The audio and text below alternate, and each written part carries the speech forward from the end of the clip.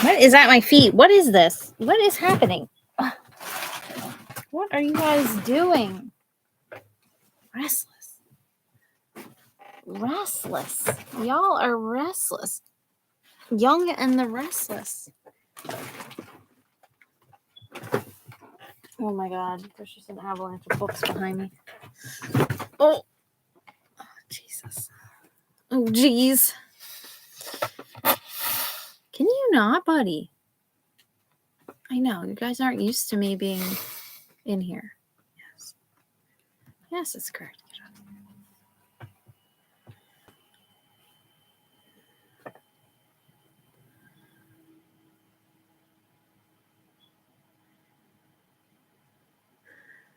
Ooh, it's National Margarita Day. Ow. Get. What are you...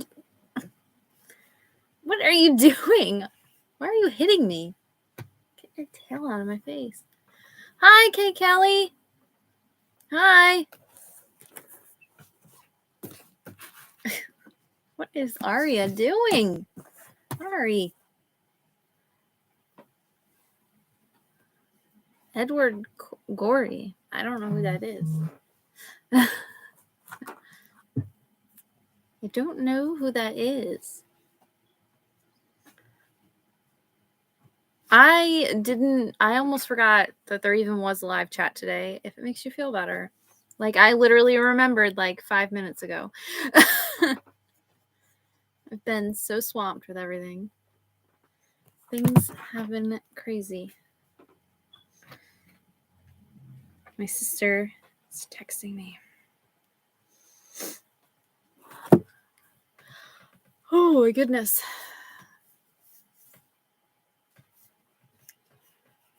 No, I'm going to go on the internet search. Who's Edward Corey? An American writer. Okay. Oh! Wow. I really like those illustrations.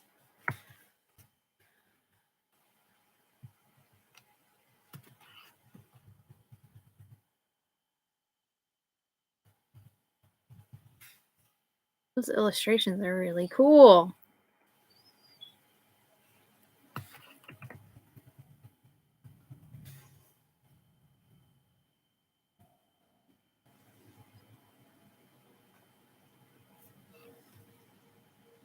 Can I help you?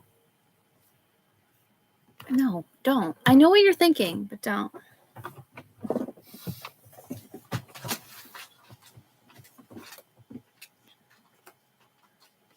The Edward Gorey alphabet should have illustrated Series of Unfortunate Events. Yeah, he would have been a good illustrator for Series of Unfortunate Events. I like the illustrator that they have. They have, what is it? David, not David. Is it? I can see his last name. Hesquisk or Helquist. Brett Hesquist. But hopefully Shannon remembered that we have a live chat today, because I didn't remember. I feel like it's been like forever since we've like gotten together. It feels like forever. So much has happened. Aria. My cats, of course, are restless now. That's all I knew about him until BookTube, when someone mentioned John Billis. Oh, you listened to them on audio, so you didn't get to see the illustrations. The illustrations are really cool. But I mean, they're not necessary to the story. They're just cool. I just like them. But there's some cool ones. I like the guy who did the illustrations. I had another book that he illustrated, but oh, here it is. I haven't read it though.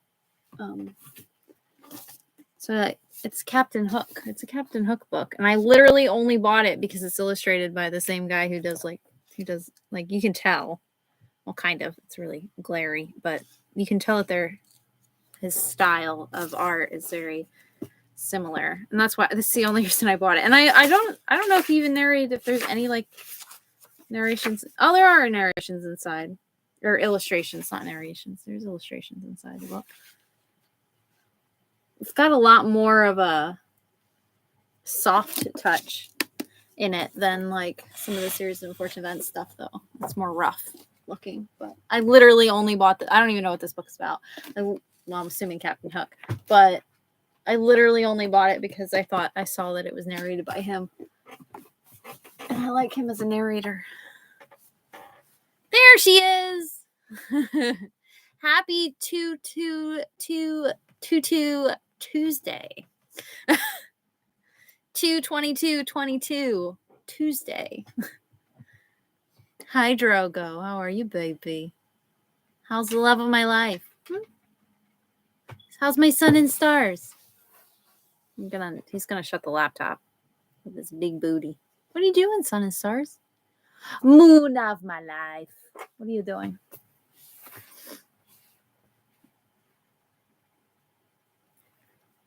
You're a bit tardy. I was just telling Kay Kelly. Oh my goodness, I just choked on your name.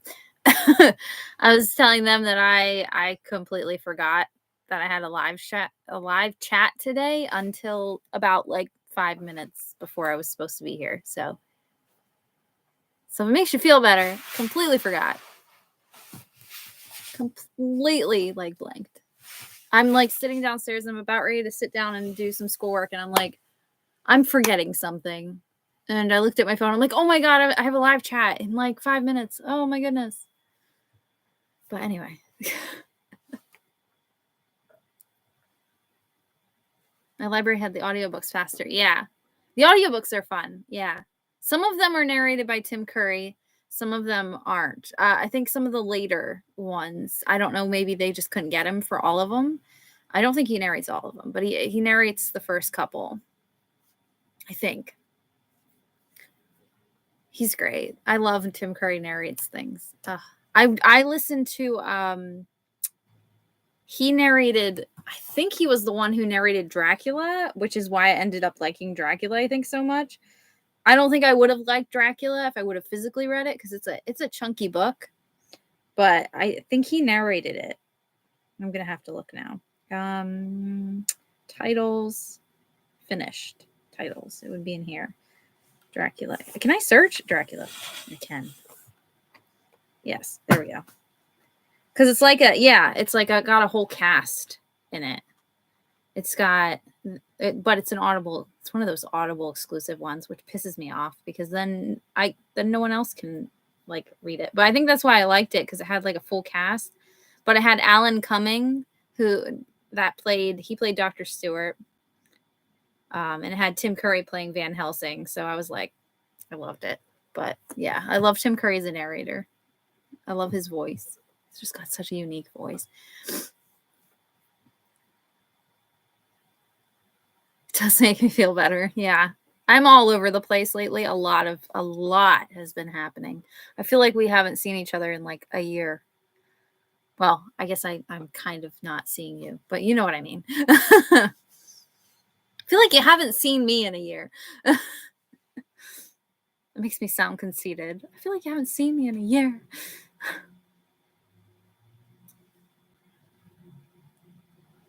Yeah, he's a very good narrator. I love his narrated stuff. Some of the I don't know if all of them do, but some of them also have music like added into the audiobooks, which is an interesting thing. Some of them have like little music in them, depending on which audiobook you get, I think, if I recall. I have them on tape. I have them on cassette tape. And on CD. Some of them are on CD, but I also have them on cassette tape as well, I think. A couple of them on cassette tape. An ancient medium.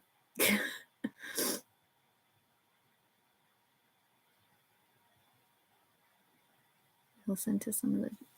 Bought the newish floppy paperbacks that noted extra art for no extra cents on the cover. I have the first... I think I have the first two in that series, the extra art ones. But I haven't read them. Although it was new art, it didn't include the art from. Oh, yeah. I think that's why. Yeah, it's like that's fine, new art, but I want the original too. I love Alan Cumming. Yeah, he's delightful. I know. It bothers me that that version is only on Audible. It's one of those Audible exclusive versions, which is really annoying because it's absolutely phenomenal. It is such a good, and that's probably why it is that way. But like, yeah, it really bothers me, but it was so good. I think I gave it 5 stars. I think I gave Dracula 5 stars, which if I physically read Dracula, I highly doubt that I would give it 5 stars. My friend, my Australian friend, Aaron, he's reading it right now. And I don't think he doesn't like it. And I'm like, but he's physically reading it for like class, I think, for school. I don't think he's reading it for leisure. I think he's reading it for school. And he's hating it. And I'm like, I'm so sorry. I'm like, I listened to the audiobook and it was phenomenal. It was one of my favorite books. Like, I absolutely loved it. But look at Sassy. Hi, Bean. Hi, Bean. Hey, buddy. Hey, bud. Oh my goodness, his eyes are glowing. Anyway. Messagey catching up. No, you're fine. Yay. Strange it was new art. The new art was good. All full page, but I like the interspread ones in the originals. Kate Kelly didn't get to see the art because of listened on audio, which is a bummer. They should give you a PDF, like a little pamphlet inside the audiobook. They should send it to your house directly. Oh my goodness. Okay, I think next live chat I'm going to set it so that way it's subscribers only. For a certain reason. There we go.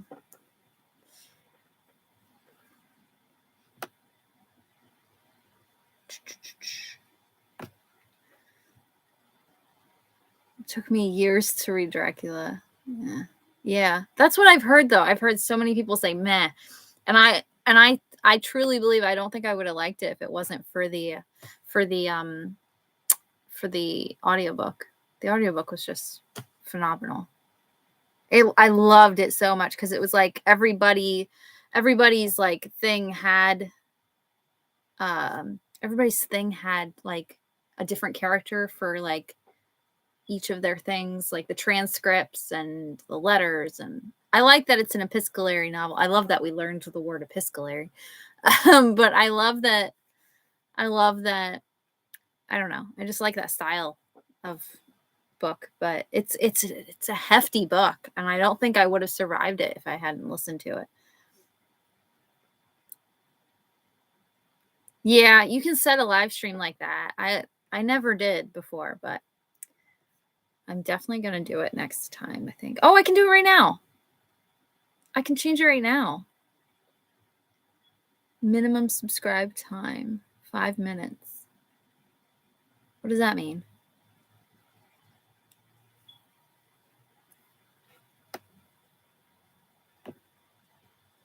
Watch, I'm going to mess it up. Okay, I'm going to click the button and see what happens. Oh, no, that's who can send messages. Is that comments? Is that chats? Subscribers? Who can send messages? Is that the same thing? Let's see what happens. Did it do anything? Punk Rock Girl PA has turned on subscribers only mode. Only channel subscribers of 5 minutes or longer can send messages. I think I fixed it. I'm gonna have to do that from now on. It's so bad on YouTube now with the spam. Well, it's bad everywhere, but yeah, I love when they do that, like the multiple narrators for epistolary novels. But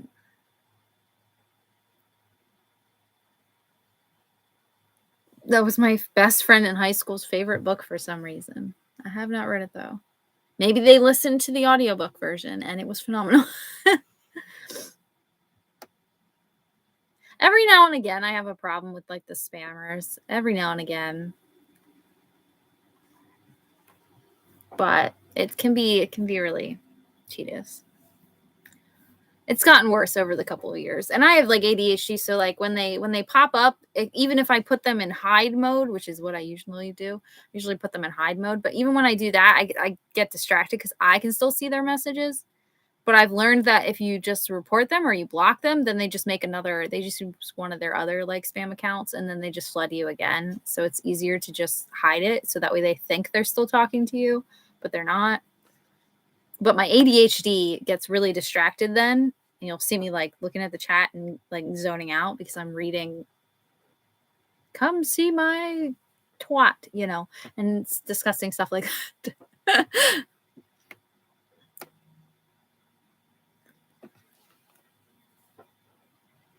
He saves the world. I tried. I saved the chat at least. Yeah, I think if you can find a good like if you can find a good audiobook of Dracula, I recommend it. I don't recommend physically reading it. Maybe if you want to. Expect it to take forever because it does. It's a long ass book. I've never physically read it. I've only ever audiobooked it, and I don't think I ever will physically read it, but I gave it 5 stars. But again, the narration helped a lot. But I also read it, and then I read right after that, what are you doing? Hey, we get it. That's a box. Drogo likes to go up to boxes and go like this. Like to their, like, you know how boxes have like the flaps that stick out? He'll go like this, and he'll just do this for like an hour. He's doing it right now. He's just pushing down on the box. What are you doing? Why are you so weird? Stop, Ari. So many cats. Too many cats. Anyway, what was I saying? But yeah, I read Dracula, and then I read Salem's Lot right after. That was like what I was planning on doing anyway, because Salem's Lot is, spoiler alert, it's kind of a modern day. He was going for a modern day Dracula retake kind of thing. So I read them back to back, and I gave both of them 5 stars. Like Salem's Lot's like one of my favorite. That's definitely like my favorite Stephen King still. I love that. I love that book. It's so good. I like the vamps.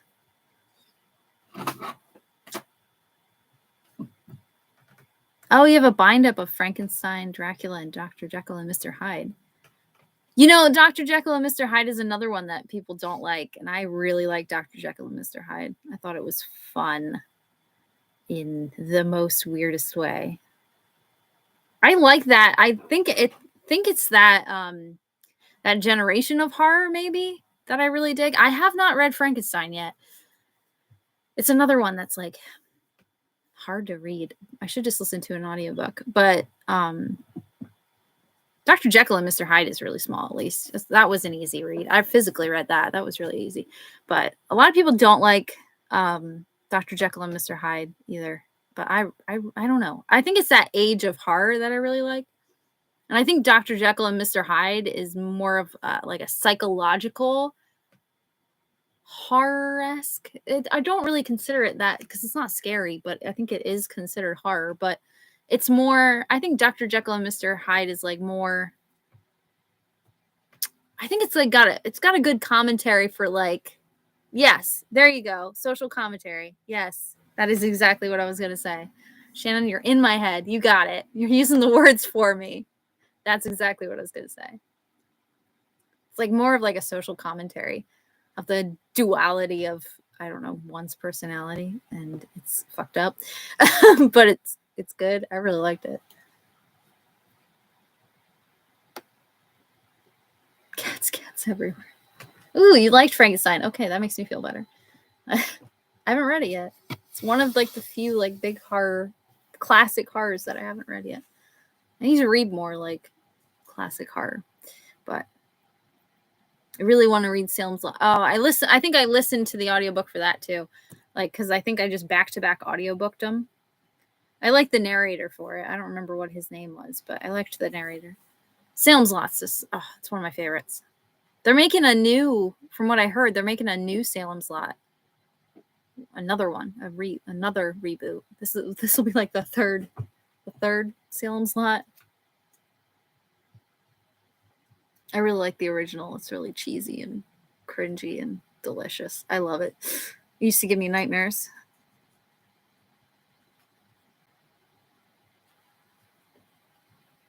The old film adaptations.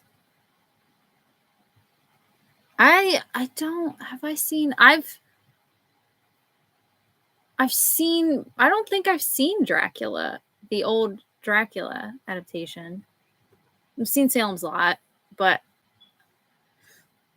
there was a Salem's Lot, and then there was a mini series. Josh and I were just talking about it. There was like a mini series that came out in the early 2000s with Rob Lowe in it. And then there's the original that came out in like 79, I think. And now I think they're making, from what I heard, they're making a reboot this year. This year? Like, it's supposed to come out towards the end of the year? Or maybe they're starting production towards the end of the year? I'm not sure. But I've seen the original Frankenstein. We saw the original Frankenstein in theaters. My dad and I went to go see it because it was free. The campus, there's a campus theater, it's called, in a town that's like 20 minutes from here, where they have a really expensive college. I'm in like a college central area. There's like so many colleges nearby. There's like about 45 minutes away is my school where I go. About 45 minutes the other way is the school I used to go to that I transferred to that school. Like a community college. That one's a regular. The one I go to now is a regular university. And then I live in a college town. Like there's a college right near me.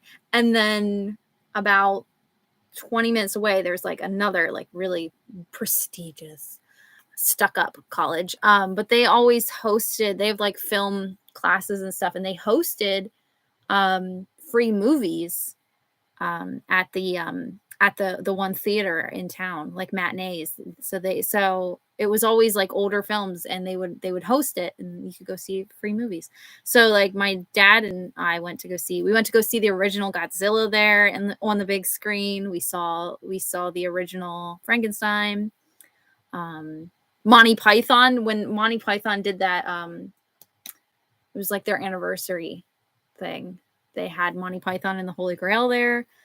Every year they do Rocky Horror Picture Show that you have to pay for, but every year they do a Rocky Horror Picture Show that I don't go to anymore because it is insane. It's a little too much for me with the college students because they're a little insane. They come very intoxicated, and they do serve alcohol there, so they get a little rowdy. It's an experience, but I don't know if I'd do it every year. Maybe I'll go again after COVID's over. But yeah, they host all these movies and stuff, so it's really fun. I haven't looked at like their website in a while. I should see if they have anything playing. They also show regular movies, but it's one screen, so it's always like one movie. Like, yeah, like I don't even know. I could look it up right now, but I guess it doesn't matter. They'll probably get Uncharted, which we don't talk about in my house. We don't talk about the Uncharted movie.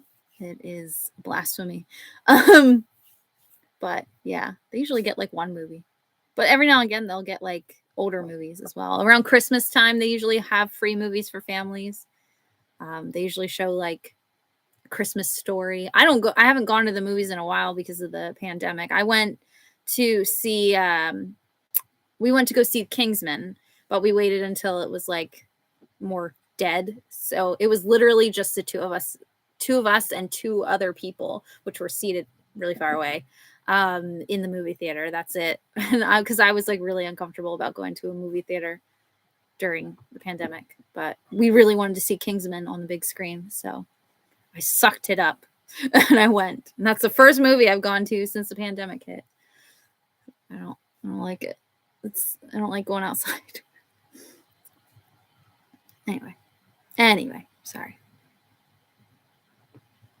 Yeah, my dad and I like that, like, weird shit. We like to do stuff like that together.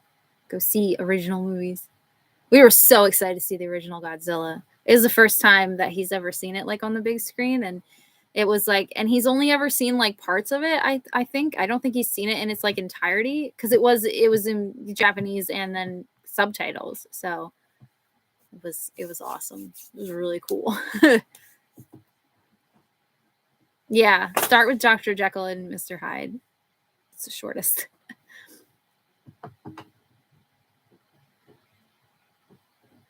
Oh, movie theaters just opened up here again. Happy for that, but Josh, well, our movie theaters never closed. They might have closed for like a week. Josh really likes going to the movies a lot.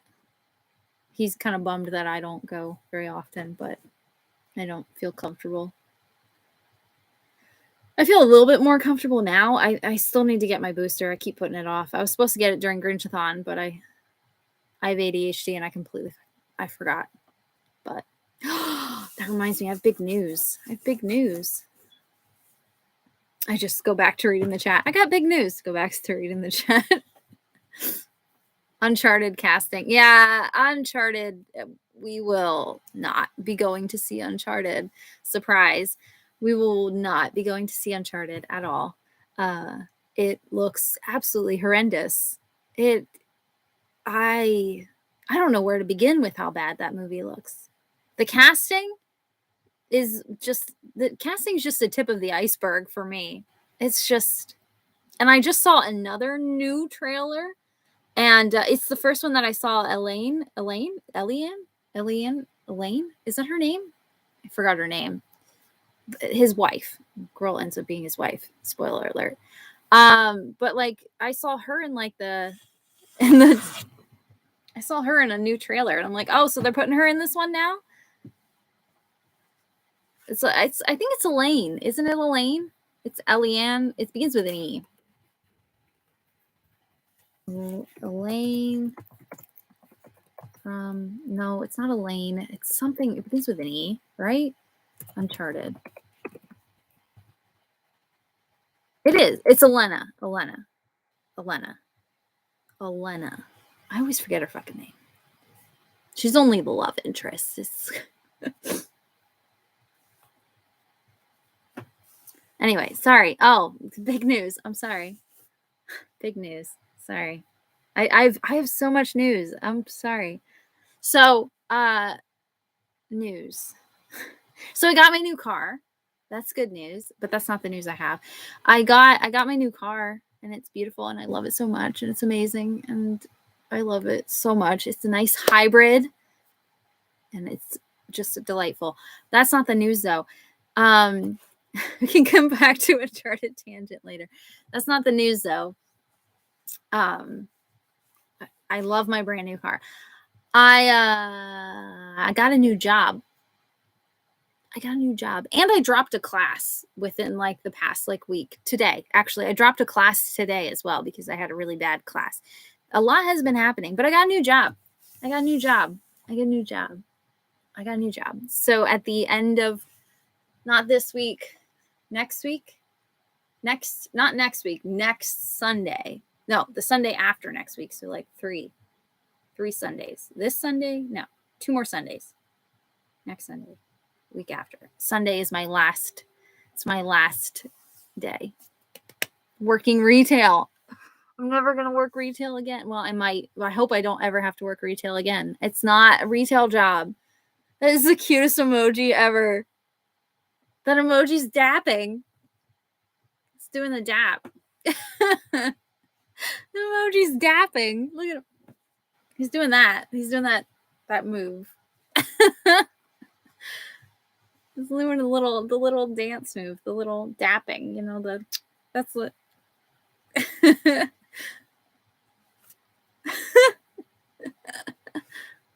like serving it up. Oh my goodness. Oh, what's the job? So it's an office job, which is my first. I've never had an office job before, ever. I'm like so excited. I get paid $5 more an hour. That was the biggest selling point for me. Um, because like I said, I'm like, what if I hate this job? And then I'm like, well, I hate the job I have now, so at least I'll be getting paid $5 more an hour to hate my job. But it's an office job, and I basically make planograms, if you know what planograms are. Not everybody does, but for like grocery stores. So like I sit at a computer and I like construct and I work with like the teams and I build like what's going to be set in their stores and on a computer. I play in Excel and Word documents all day. So I'm like so excited. No weekends, no nights. Well, I'll be working nights right now because I'm in school, but planograms are like, it's like, so like when a store, let's say a store is setting, like we do planograms at work. Like let's say I have this bookshelf that needs to be set a certain way. Like they want, I don't know, they want it not even alphabetical. They want this specific book. There you go. This specific book up here. They want this one over here. They want that one to be facing forward. And it's just like, yes, it's a schematic. It's like a plan to just set it up. And I've always been on the other side of things. I've always been the setter at like where I work, like CVS. Like I've always set the stuff, but now I'm going to make the plan to set the stuff and get paid $5 more an hour to do it. And it's a completely different company. It's not even working for the same company anymore. So I'm really excited. I'm really happy. I really am excited. My boss is not excited to have me leave, but I'm so excited. Yes, I'm gonna be much happier.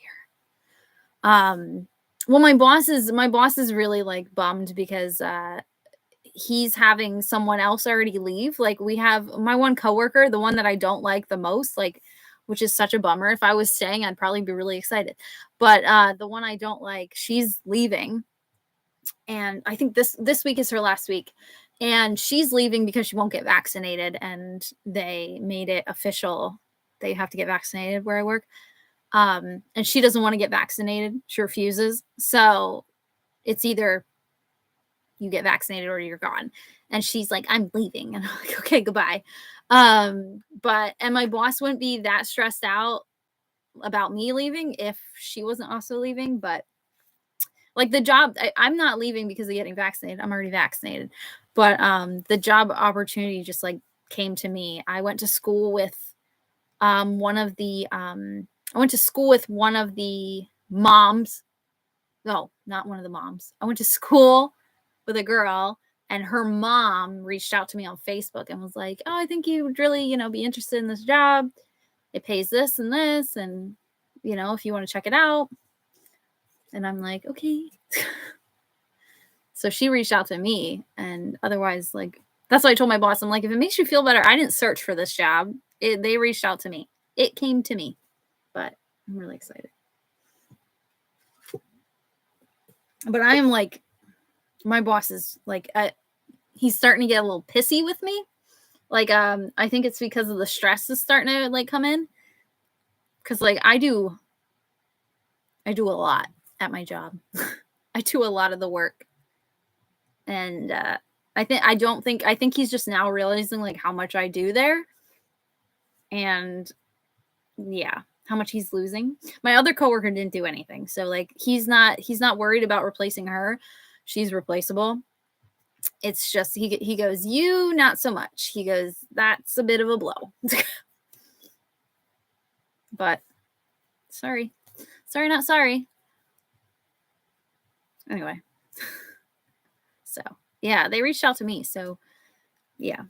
And they like my school schedule was like preventing me from getting the job like right away.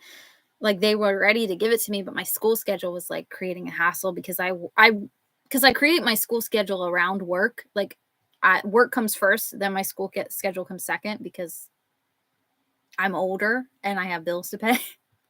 Like these college kids can make their work schedule work around their college schedule. I'm the other way around. Like well, I say that like I'm not a college kid, but like a lot of them, they do it the other way. But I'm already out here and I already got bills. So it's like, nah, money comes first. then I give money. But like, I already like set my schedule for the semester, but I set it around CVS, not this new job. And this new job works Monday through Friday, mornings usually. Oh my goodness. Hi. Yes, I see it. Sorry. Ari is really excited. She brought me a toy. I see it. You're such a good girl. Thank you. You want to show everybody? You wanted to show everybody your toy. I can't spin around now. Oh, look at it. You see, you wanted to show them this? See this? You wanted to show them your toy? You proud of your toy? You proud? You proud that you brought this all the way upstairs? Look at her. She's so proud.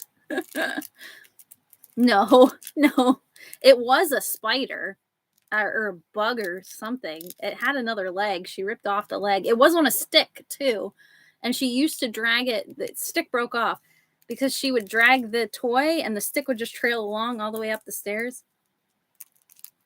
Anyway, she loves this toy. But she does that. She does it all day. She'll bring it up and down the stairs and she'll just cry and tell you about it. She's like, this is my toy. I want to show you. Anyway, sorry. But anyway, new job. Sorry. We haven't even talked about the books. There's so much. I also dropped a class because I got in the professor's face. And I'm reporting him to the department head. So that's fun too. But that's good though, because it takes a lot of stress off of me because this semester has already been something. And his workload was ridiculous. But that's not as exciting as a new job. But look at Vane's glowy eyes. You see yourself in there. Look at you. Creepy. Daddy just left. I heard him. I heard the door shut. He's probably going to check the mail. You better go get him. There's your toy. Someone growling? It was Daddy going to check the mail. There's nobody in here. Come. Trogo's growling because he thinks someone's in here now. There's just Dad going to check the mail. Nobody's in here. And if they are, whatever. My murder is going to be on camera, so it's not a good idea. Anyway. Yeah, she loves that toy. She brings it up. She brought it up the other day while I was in the bathtub. She brought it right up to the tub. She's like, hey, check out my toy. But anyway. It's making eyes. Drogo's growling. Yeah, you're so tough. You're the sweetest, lush baby in the world. What are you going to do? Anyway. Bean's eyes are super glowy. No, Drogo's are glowing. Anyway, yeah, I dropped a class. My professor, it's book related. I have I had a literature to film class, and it was not what I expected. There goes Drogo growling and heading down. What the hell? Okay. It's just Dad.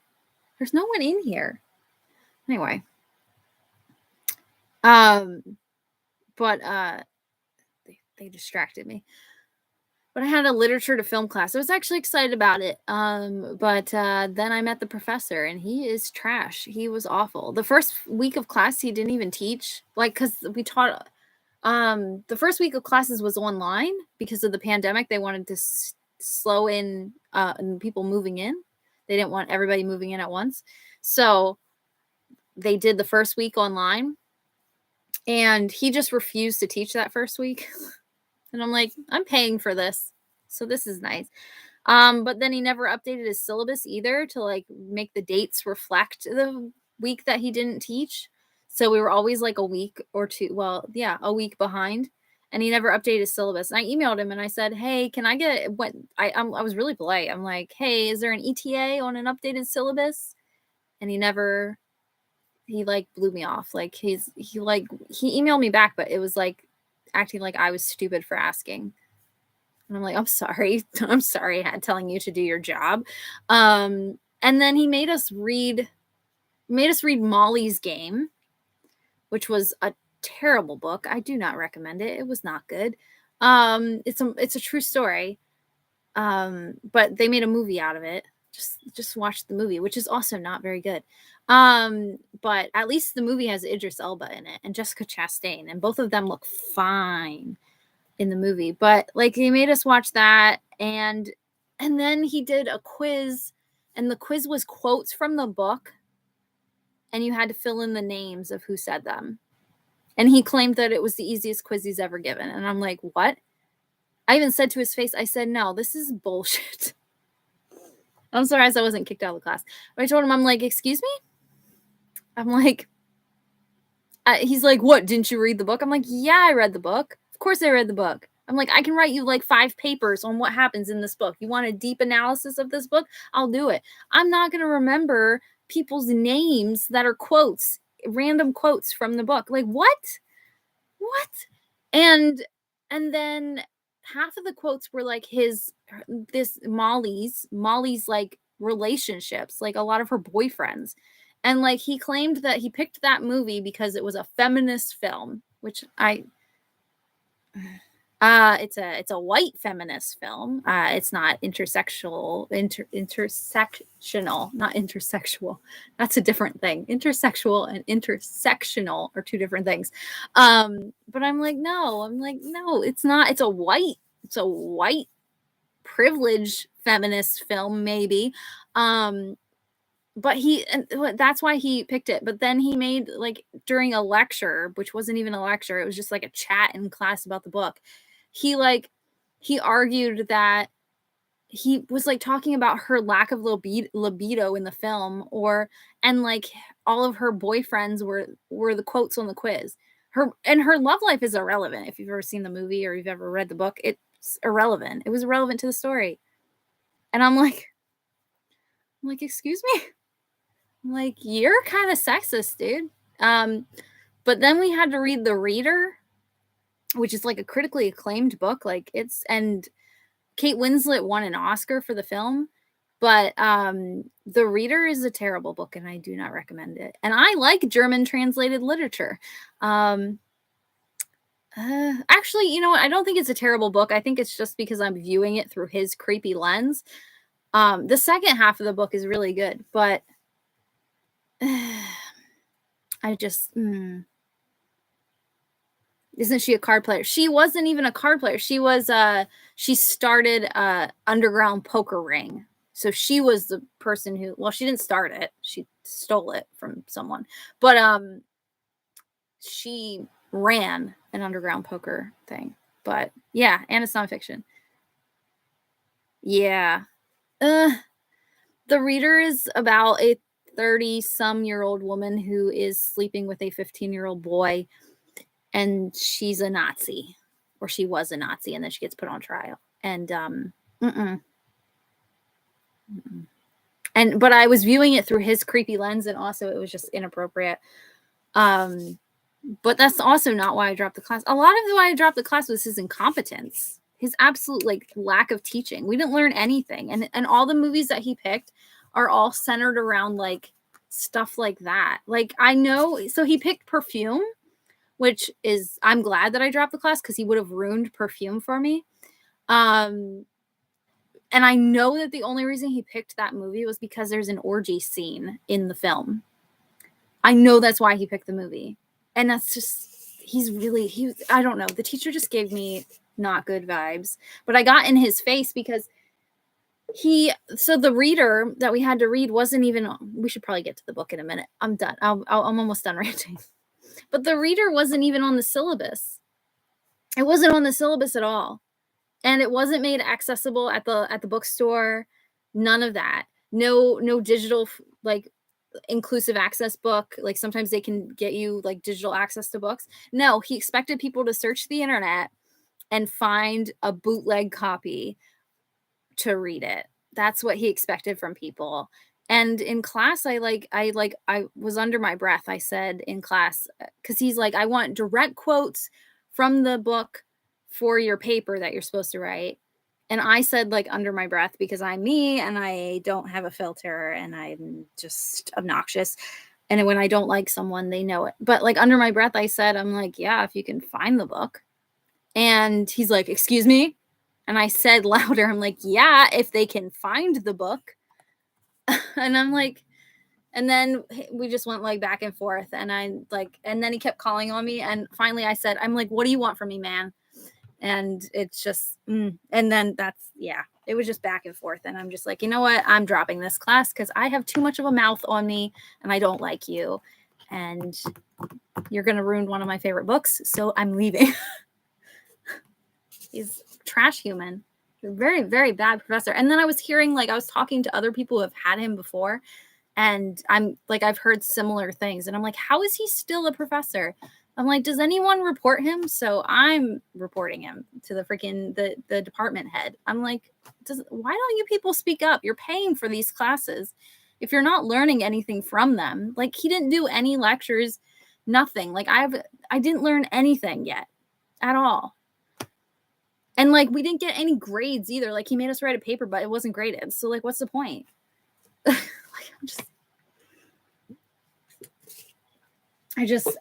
I didn't learn. Like, I'm just like, you're paying for this, guys. You're paying for these. You have a right to be pissed off and to report professors that aren't doing their job.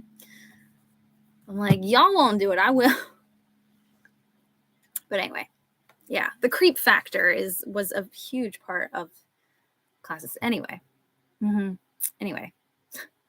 So I have to ask a girl that's in that class with me. She's also in she's in my creative writing seminar class, and she like, oh, I have a whole nother story from that, but we'll get into the books. I'll save that story. But yeah, she was like talking, like, she's like, you're abandoning me. I'm like, I'm sorry, I can't do it anymore. I can't do the class. I'm sorry. I'm like, I'll try to get him fired for you. That's all I can do at this rate, because he's awful.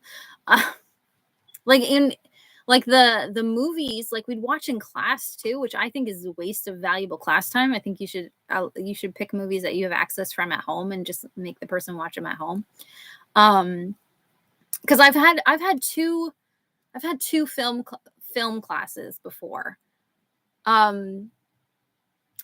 One of them was a longer class, so we could watch a movie. Like, it was a longer class, but this one, it's only an hour and 45 minutes. This class was, so like, you'd watch half a movie, and then a day would go past before you'd watch the other half, and it's just, I don't know. But like, other people in the class, like, were so uncomfortable watching the reader.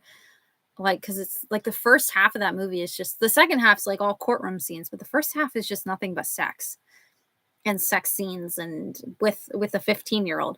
I mean, he's 18 in real life, but he also expected you to take notes on a movie. Like, but he never told you what you were supposed to take notes on. Anyway, sorry.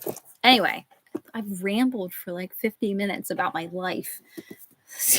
It's all conceited. Let's talk about these books.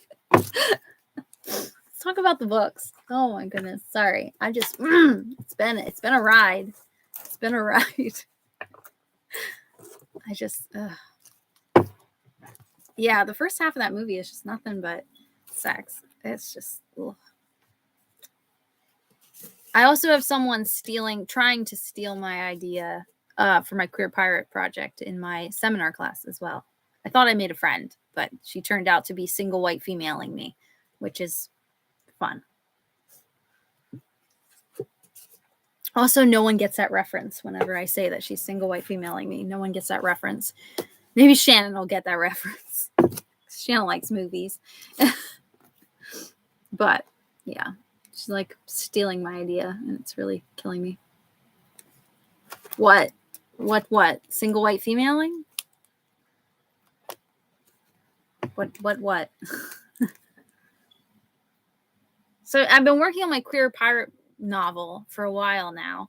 And it's my big project that I'm doing in my seminar class. I guess I will tell this story quick before I get into the books. But yeah, and I thought I made a friend in that class. Anyway, so that's what I've been working on in that class, because you're supposed to work on a big project. I've been working on my novel. And she like saw the hype around my novel, and then like you pitched what you were working on, just to give the class an idea of what you were working on so they know what to expect. And I pitched my queer pirate novel that I've been working on, and she pitched an entirely different thing. And then like I thought we became friends. I thought I made a friend. But then she was like messaging me that she was going to write queer pirate erotica. So basically taking my story and making it erotic, which my story was YA. And I don't know. Josh thinks that maybe I'm a little overacting, maybe, but I don't know. But so like she's like, I don't own queer pirates. I get that. But the fact that like she all of a sudden was doing queer pirate erotica instead of like I'm just writing a YA novel. But like, yeah, I don't know. And then she was like messaging me. I stopped talking to her because I was just that mad. But then she was messaging me and she's like, what's another name for like the deck of a ship? And I just ignored her. I'm like, are you serious right now? You're expecting me to write your cheap knockoff of my book? I also don't know, like, because my queer pirate book is YA, so I personally feel like my characters are being perverted, even though it's not my characters. I don't know, it feels personal to me because I've been working so hard on it and it's been like what I've been so focused on lately. But I don't know, I just feel like that's my baby and those are my babies. And like also I get really annoyed when people make queer characters only sexualized. I mean, queer characters have sex like everyone else, and that is an element of the queer community, like is sexual freedom and all that, but like it's not just sex. So the fact that she took my queer pirates and made them into erotica, I'm just annoyed. But yeah, anyway. But she probably noticed that I was annoyed because even though she is probably working on the queer pirate erotica on her own, she wrote a completely different thing for her workshop piece. So maybe she'll stop. Maybe she'll get bored. Or maybe she noticed how pissed I was. But anyway, yes. Anyway, she's stealing my identity. Single white female. Shannon, you're the only person that has ever gotten the reference. I've been saying that like since this whole situation started. I've been saying that to like everyone that I talked to about it because I wanted to know if I was like overreacting. Like I'm like, I know I don't own queer pirates, but like it feels personal to me, and maybe that's why I'm like so upset about it, is because like it's my project. I don't know. But I've been saying single white female and no one gets it. No one understands what I'm saying. Can I help you? Why are you shoving your whole body on me? Oh, because you're stealing something. You're stealing you're stealing a quarter. Why is there even a quarter up here? Anyway, sorry. Yes, stealing someone and emulating them to the extreme. Yes. Single White Female was a movie about a girl who wants a roommate. She gets a roommate, and the roommate basically like steals her entire identity and like sleeps with her boyfriend and gets the same haircut and steals like her and tries to kill her and steal her whole life. So someone single white femaling you is like them stealing your identity. It's an exaggeration, clearly, of what's happening to me, but still, it still applies. Anyway, yeah, and she asked for reference info. Yes.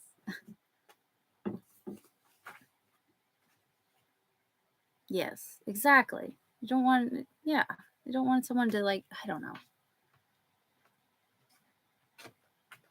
Yes, Bridget Fonda, Jennifer Lee, Jason Lee. Yes. From the 90s. It's a classic. I think it's called like I think it's an erotic thriller, ironically. I think that's what it's actually called. It's good. It's a classic.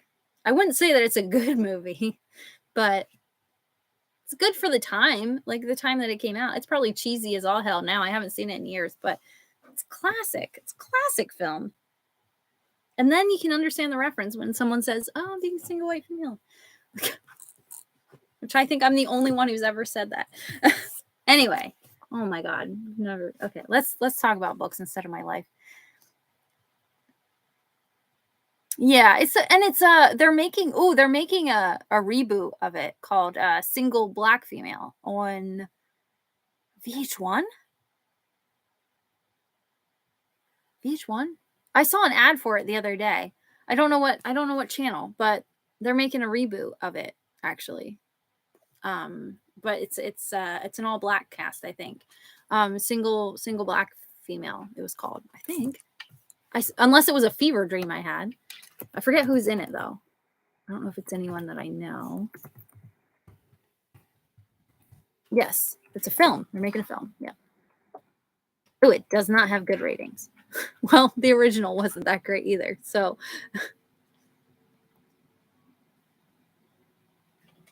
it's got Raven Goodwin in it. She looks familiar. Do I know her? Amber Riley's in it.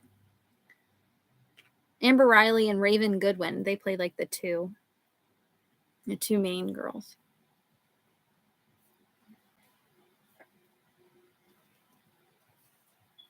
But anyway, so they made a reboot. VH1 is still a thing. VH1 has Drag Race on it. That's the only reason I know, because I probably saw an ad for it while I was watching Drag Race, RuPaul's Drag Race.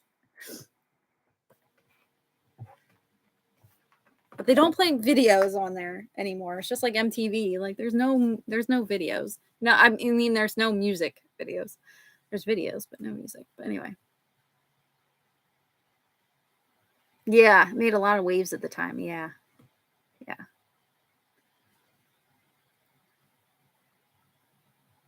Yeah, I don't know when it comes out or if it's already come out. I saw an ad for it, like seriously, like the other day. Oh, it's Lifetime. Oh, it's a Lifetime movie. Oh boy.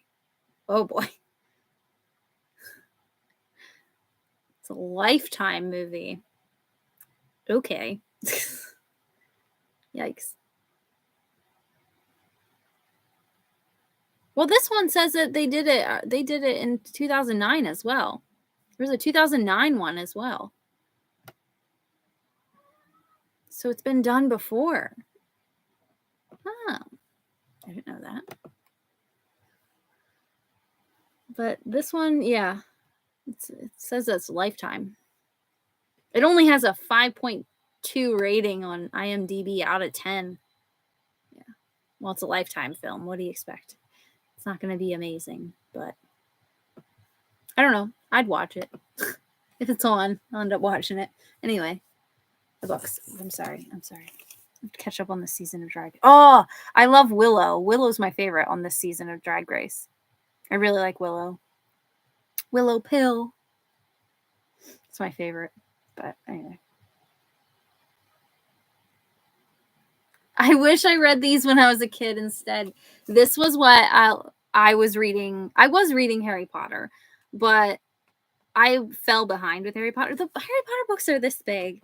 And like for a kid, that's so these are what I was reading as a kid.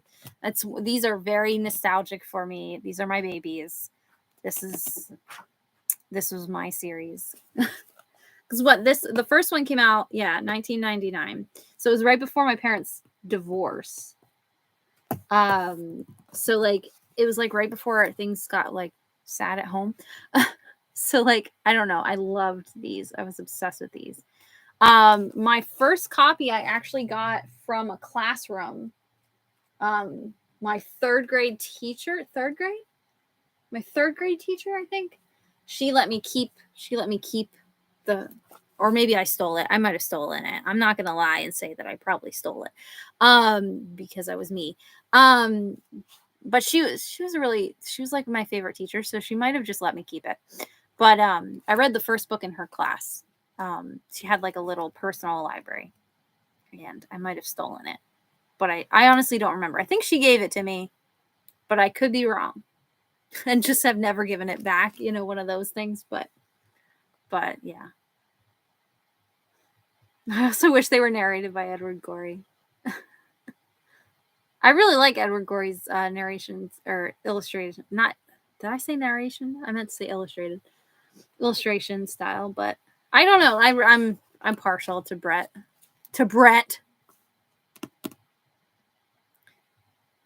We were just looking. I was just Googling Edward Gorey, his stuff. It's really cool. It's like dark and eerie. A lot of it. I think it would fit this series well, but I don't know. I'm partial to Brett because I love Brett.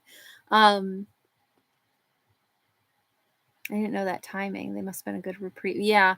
I think that's why, another reason why I was drawn to these characters was because like their life was being upended a little bit, and so was mine at the time. So like I could relate, but I mean my parents weren't dead, but you know, like their whole life structure was being upended. I don't know. Maybe I liked misery loves company kind of situation. But these books they've always been my babies. I always say that like I always tell that story of like my dad. So my dad would scrape together, like we were poor. We were very poor growing up, but my dad would scrape together like pennies and change and whatever he could to get me the next book in the series. If I knew that the book was coming out. And I was like one of like the only kids like in the area, I feel like were reading these, because I was always having to go to like it was a Walden Books at the time. But I would always have to go to the bookstore and I'd always have to tell them, I'd always have to ask them, I'm like, could you order this? Could you pre-order this? And they would have to pre-order it because it wasn't even like being ordered anyway.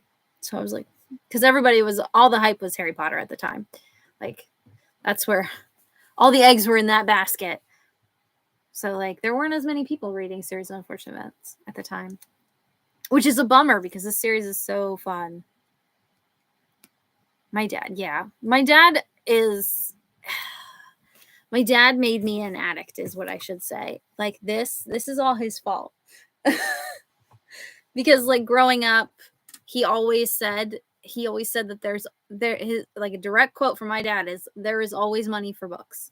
Toys you don't need any more toys, but books, there's always money for books. We will find a way to get you books, whether that's going to the library, whether that's going to thrift stores to get books, whether that's going to yard sales to get books, whether that's scraping together a few pennies to get the next book in your favorite series. Yeah. No matter what, there was always money for books was his quote, which is a very bad thing because it led to this. I am now a hoarder. Look, there's E.T. down there in the corner. E.T. hiding in the corner. But yeah, I'm now an addict. Thanks, Dad.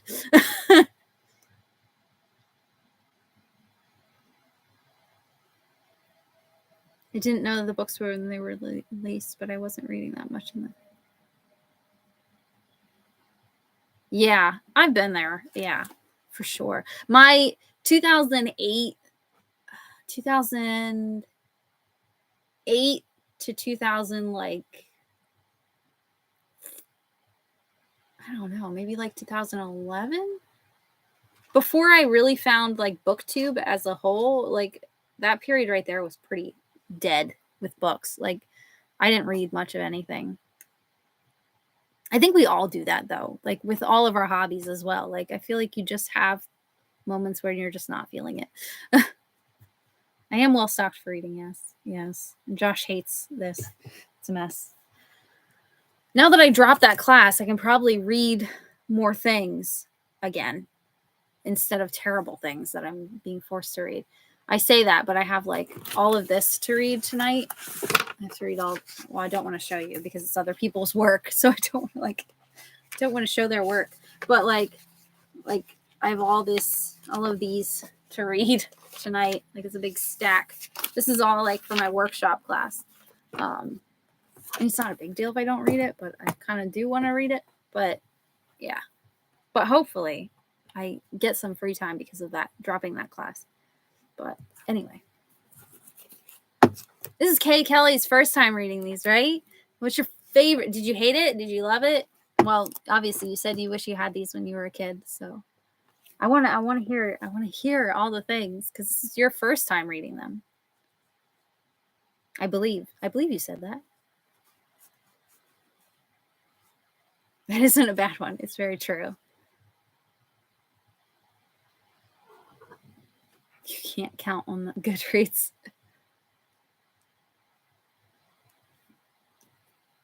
I love them. Oh, you're not just saying that because I'm here. They are my favorite series. When I hear people say they don't like them, it breaks my heart. I get why people don't like them. Like if they read them at this point in life, I get when people don't like it because for me, it's a lot of nostalgia. Like I can't not view these with nostalgia. So I'm pretty biased when I say that these are my favorite. But the first book when they're like, I bet you think this has a happy ending. Yeah. I always loved that. I think that's another reason why I really enjoyed these books because it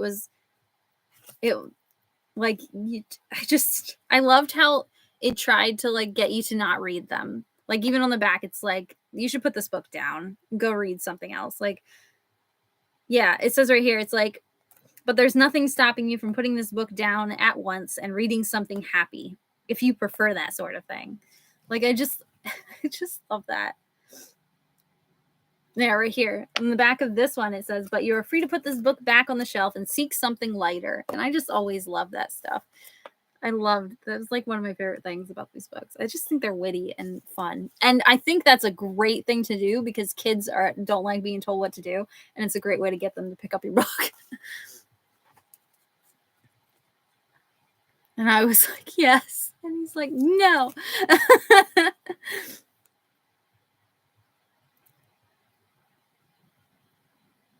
I know what you mean. The Baudelaires. It's a bit of a slow incline for me. The first one is pretty dark. That's right. The first one, I always forget how like really messed up the first one is. Like Sunny gets put in a cage at one point, like suspended in the air in a cage. There's a child wedding like taking place. Like Count Olaf is extremely predatorial. Like there's a lot of stuff. I actually wrote a paper on this book. That's why this one, I have multiple copies that are like written in or tabbed up. This one, I actually wrote a paper on. I wrote for my one class, I wrote about,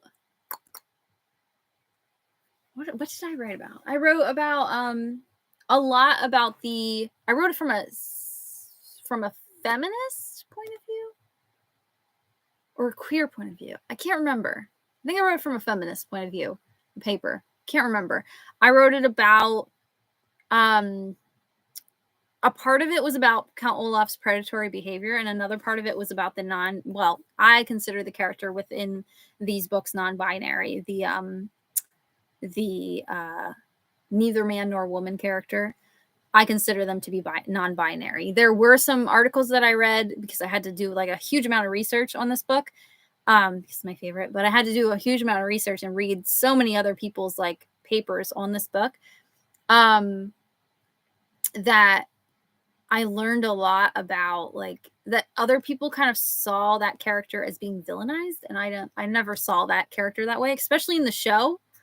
I think the non-binary character, I consider the character to be non-binary, but before non-binary was like front and center I don't even think Daniel Handler, Lemony Snicket, that's his real name, but I don't even think he knew that he was writing a non-binary character. I think he just made the character not a man, not a woman. But anyway. I love how the books talk to you like that. Yeah, the narrator. Yeah, I love Lemony Snicket is narrating, like the narrator, and I just Klaus gets slapped. Yeah, Klaus gets abused, like physically assaulted by Olaf. Like yeah. Don't remember that part in the movie. I don't remember much of the movie. Like I said, the TV show is far superior. I was really pleased with what they did. I've said this before, but like they took liberties with the TV show and they added things that aren't in the books and added like a kind of like a B plot, I would say that you would call it, but it didn't take away from the story. It didn't change the main story in a way that was, I don't know. I think they did a phenomenal job. I've said this before. They did a phenomenal job, but that could also be because I really don't like the movie and I was anything would have been better. Sunny, love Sunny. Klaus was my favorite. I think the first time Shannon and I read these together, I think I always bounce around to who's my favorite out of the three of the main three. Olaf is my favorite like character. I think he is just a brilliant character. I really like his character, but and Uncle Monty, I really like Uncle Monty. But I out of the three, I always bounce around with who's my favorite. When I was reading these books, I was drawn more to Klaus. I think because I was a reader as a kid and Klaus was the reader. As I got older, I was drawn more towards Violet because I was growing up like Violet. And especially when my parents got divorced, I stepped in as like the mother figure for my little sister and had to like take on more responsibility. So I think I like bonded with Violet then. And as an adult, I just want to adopt them. Like I want these children. I will take them. I will adopt them. I will do it. I got plenty of books for Klaus. And there's plenty of stuff around the house that can be fixed if Violet wants to have some fun and fix some things and invent some things. And there's plenty of things to bite. And I got cats. Sunny can wrestle with the cats. But yeah. But Mr. Poe is just absolutely ridiculous. I don't like Mr. Poe. I like the actor that they got to play him in the show though. I thought that casting was done really well. I think the casting I can't rave about the show enough. It's just done so beautifully. The costumes, the sets, the casting was done so well. And I was fickle about the casting at first because I didn't know if NPH, I didn't know if Neil Patrick Harris could pull it off, but he did. He did so good. Oh, I loved it. Yeah, the character doesn't speak a lot, so it's hard to know their perspective is. Yeah. Uncle Monty. I love Uncle Monty. He's so it was delightful. Oh, poor Monty. Poor Uncle Monty. That part. See, they're so dark. Like, oh, I loved Uncle Monty.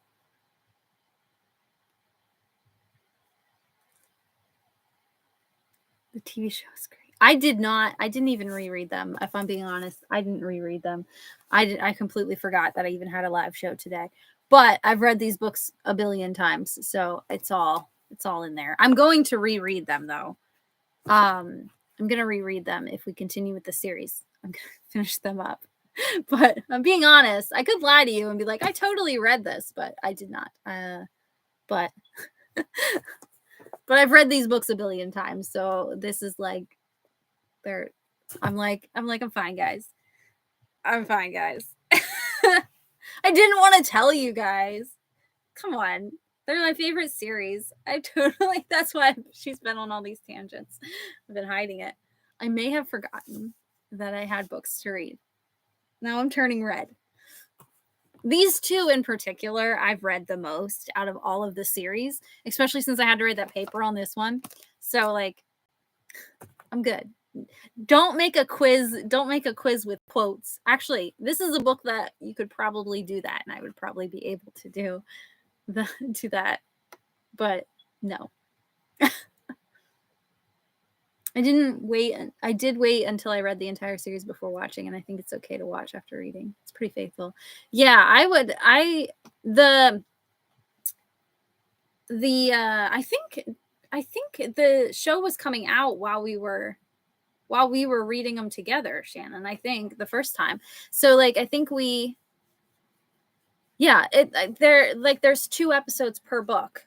And they stick to the book. So like I don't think there's any spoilers. I mean, I could be wrong, but I don't think so. But yeah, you'd probably be safe watching the first four episodes. They stuck pretty close. Like I said, they have like a B plot, but it doesn't take away from the story. Mr. Post coughing. Yeah, that's so good. You can't stop laughing. Stop. Sorry. I could have kept playing it off like I didn't read the books, but I did read them, but I did not. I will read them again. I'll read them next week. No, I'll read them before the next live show. I will be honest though, I have to read the next ones because these two in particular, this one's my favorite out of the whole series. I absolutely love this one so much. So this one I've read just a lot because I just really like it. But this one I've read a billion times because I wrote papers on it and I've annotated it. So this is my comfort book. So like I've read it just because. But the other ones are like I know exactly what happens in them because I've read them multiple times, but also it's fuzzier. It's fuzzier than the first two. But I'm so sorry. No, I am promising now. What was Olaf's fake name in the reptile room? No, I don't remember. Hold on. It was Stefano, wasn't it? Wasn't it Stefano? It was Stefano. Wasn't it Stefano? It was Stefano. Ha! Ha! Stefano. Mic drop. See?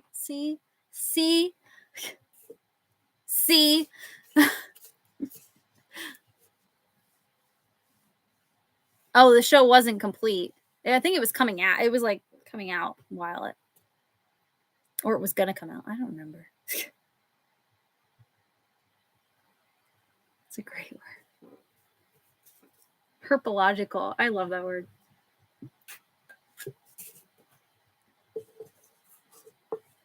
What tattoo does he have but doesn't have but has? What?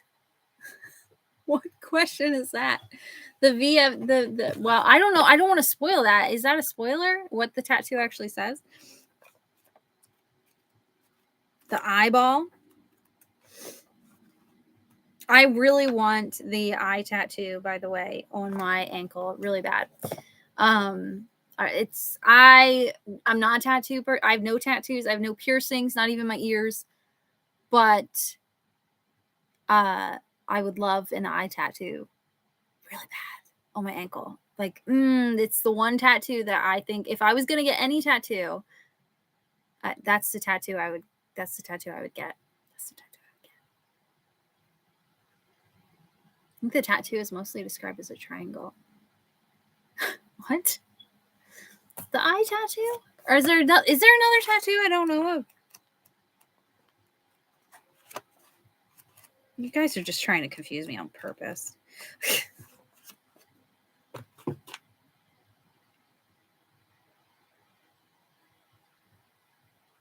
Anyway, an image of an eye. Yeah, page 22.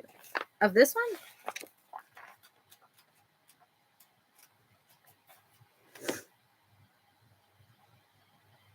Or is it the other book?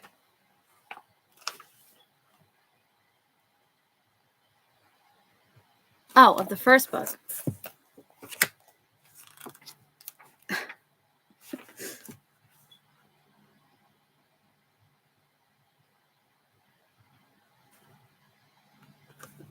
It doesn't say anything here. Maybe it's a different. Oh, well, the newish one. Oh, it's different. I think it's different page numbers. Different page numbers. Ooh, look at that. It's creepy. I really want the eye tattoo, which we learn more about the tattoo later, but I don't want to spoil anything because I don't remember when it comes in. Just before chapter 3.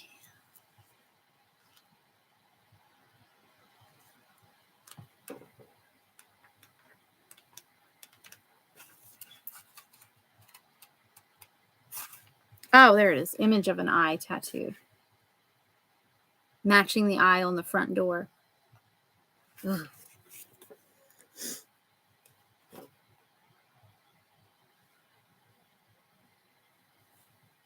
It's just sad. Chill. So weird. Anyway, now that we've concluded that I didn't read the books. Yes, he covers it. Oh, he covers it up with makeup. Mm-hmm.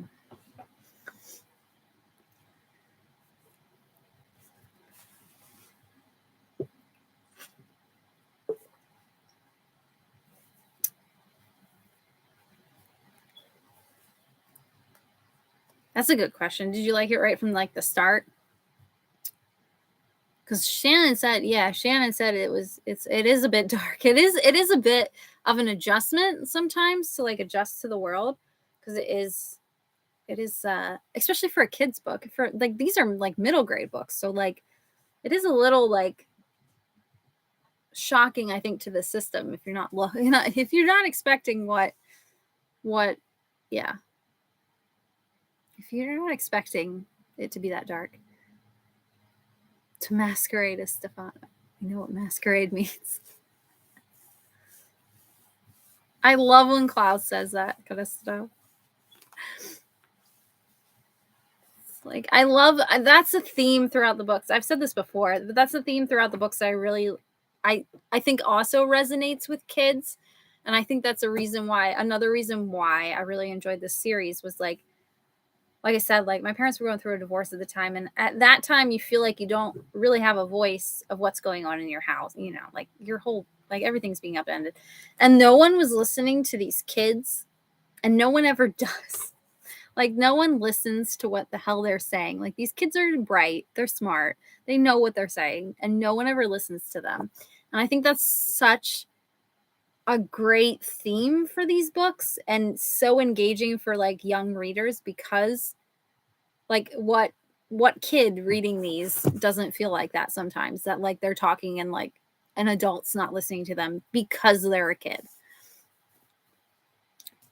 I don't know. I just really enjoy that theme in these books like a lot. And like I said, it's just one of the many things. I like the dark elements. I always love the dark elements in middle grade, and I don't know. I like some of my middle grades a little dark sometimes, but so that was a selling point as a kid. But like a lot of the themes are so relatable to kids.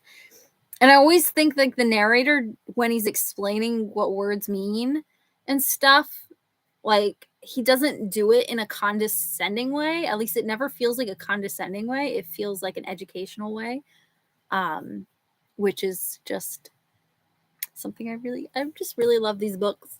I just really love them.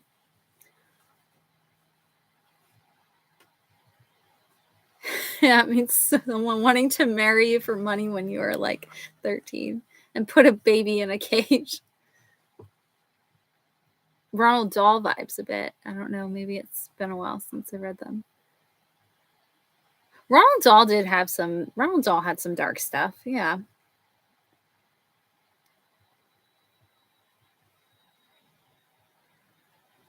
Yes, the not listening. Yes. There's so much of that, especially from Poe. Like, this is the guy who's like in charge of like their affairs. If there anyone's supposed to listen to these kids, it's him. And he's a putz. I always hated Poe. Always wanted to slap him upside the head. As I cough as I'm talking about Poe. Reading Poe now is like so creepy though, because I didn't read it, but I read it during the pandemic because I had to write that paper on it. So like last semester I had to read it. But when he's coughing, all I can think about is COVID now. When he's coughing, I'm like, Poe, dude, wear a mask. Like, go away. What are you doing, dude? But yeah. Ugh. Yeah, the coughing has a different tone now. Exactly. It's so true. The adults don't listen. They assume they don't get it, or what they say doesn't matter when it does. Exactly. Exactly. There were, yes. The kids had a voice. Yes, exactly. Yeah, we are like the audience that actually listen to them, and we get to feel like their frustration. I love like no one listening to them. Like, ugh. It's just so, it's so frustrating as a kid to like feel like you don't have a voice. And I think that's like like I said, I think that's a theme that is very, very much what made this series like so successful. It wasn't Harry Potter or anything. But it did do fairly well, enough to make a movie and to make a TV show and to make many different editions of these books. And these books still are like bestsellers today. But like, I think that's a huge reason why kids love these books, though. These is, I think, and adults still like them too because they're funny and witty, and but like some of those like subtle themes of like the children always being ignored by adults is like so relatable for, kids.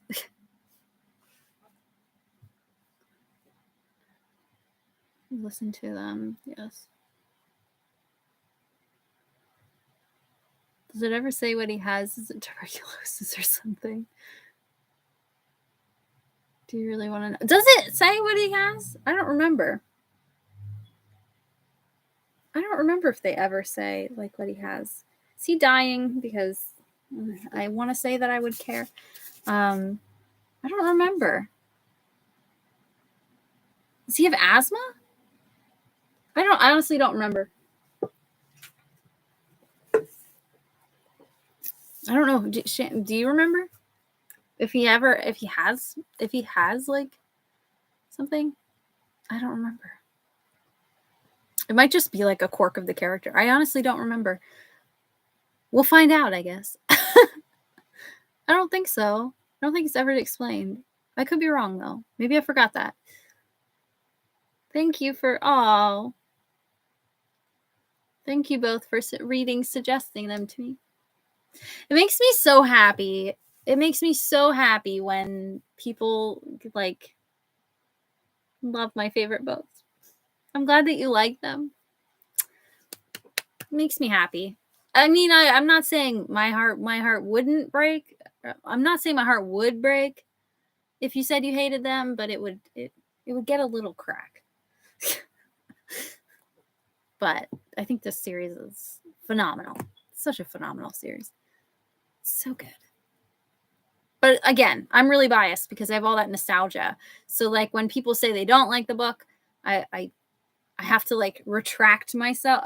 Not retract myself, but I have to step back and I have to be like, okay, take your nostalgia out of this and think about it from an outsider perspective. And then I'm like, you still don't like it? What's wrong with you? No, I'm just kidding. Just kidding. The vocabulary too. I think it's so engaging for young readers, just the way it's written. And the pacing is just always just spot on with his books. I just I love it. It's just a cough. Yeah, I'm pretty sure it's just a cough. I don't think it's ever explained. I'm chalking it up to asthma or COVID. Maybe Poe is the one who brought COVID to us. He's the real cause. It's not whatever really happened. But it's Poe. It's all Poe's fault. You can blame everything on Poe. He did it. It's all his damn fault. Ever since I set this on that subscribers only thing, we haven't had any buttheads yet. See? That must be the solution. We did it. Success. Oh God, cat's running. Thank you for reading them with us. I didn't read them. I'm so terrible. Like I said, I remembered that we had a live show like 5 minutes before the live show. I'm like, oops. I've been all over the place. I've been reading this book. It's been dense. I have to read this book for my Islamic art class, and it's been dense and like a heavy read. Like it's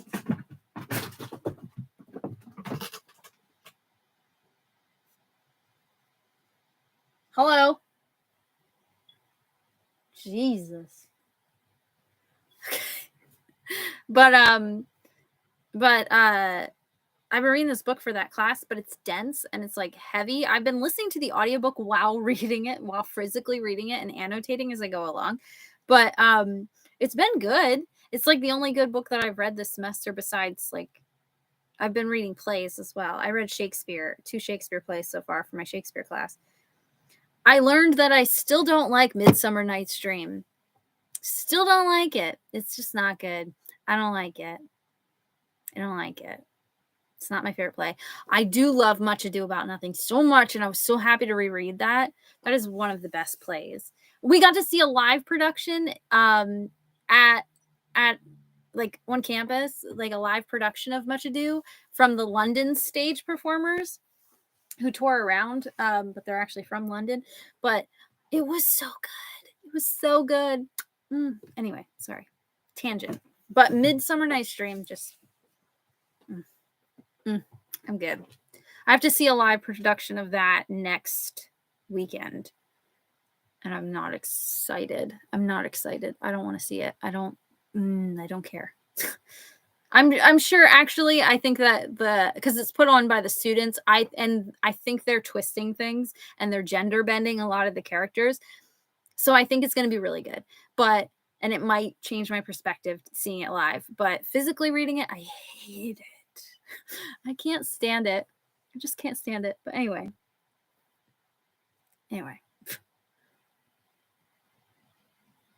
Well, there will be a better quiz next time. Thank you for remembering us. I'm so sorry. Things have been so crazy lately. Well, new job, new car, brand new car, like brand spanking new car. Dropped that terrible class. I've been having crap with that. A single white female. There's lot's been going on. Quitting a job that I've been at for 13 years. That I absolutely hate. That I'm really scared to leave, even though I absolutely hate it. I don't know. It's like a big change, and I don't know. It's a lot.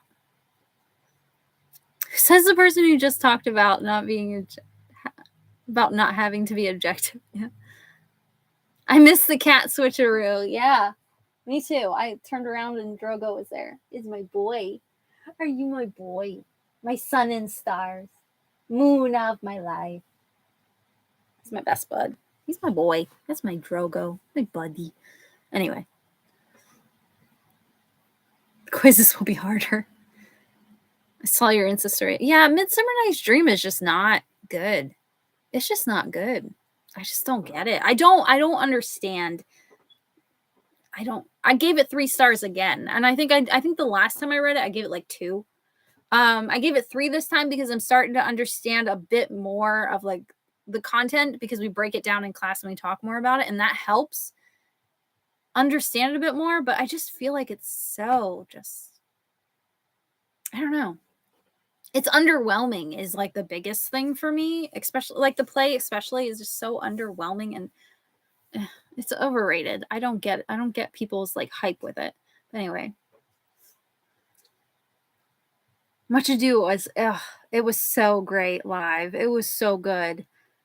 We also had to watch. I have to write a paper on Much Ado About Nothing. Actually, that's due Thursday. I haven't even started it, but I have to write a paper on it, and it's we have to compare like different. We have to pick one scene from the play and compare it across the different versions that we watched. Have you, Shannon especially, have you seen the Shakespeare in the Park edition of Much Ado About Nothing with an all black cast? Because it is so good. It is so good, and I highly recommend it.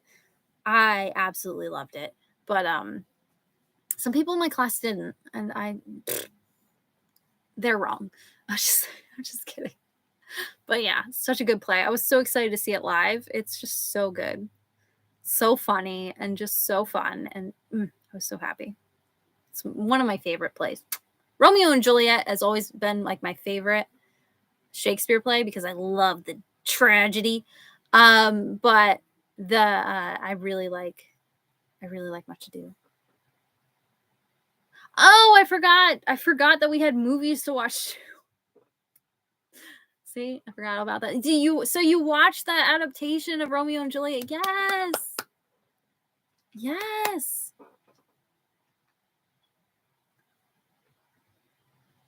But not the last time. Yes. It's so good. It's like, oh, it's so good. We did talk about I meant to watch it too, but the Olympics distracted Shannon and I didn't watch the Olympics because I never watch the Olympics, but I got distracted by life in school, I guess. We'll blame it on school. Um but I meant to watch it too. Oh, yes, you should definitely watch it. I only said Shannon K. Kelly. I only said Shannon because we read Much Ado About Nothing. When there was this read along of Shakespeare that we were a part of years ago, and we read Much Ado About Nothing, so that's why. But I seriously do recommend read Much Ado About Nothing and watch the Shakespeare in the Park edition. It's it's so good. I'm sure it's available somewhere. I watched it with my class, so it's got to be available on the internet. Shakespeare Much Ado. Do not chew on my laptop. I will punch you in the head. I'm just kidding. I won't punch you, but I'll think about it. And then I'm going to boop you on your nose. I always say like I'm going to punch him, but I never would. I love him too much. I love you, Obi. No, that's not what I wanted. Oh, God. I'm trying to see if I can find it. Shakespeare in the Park.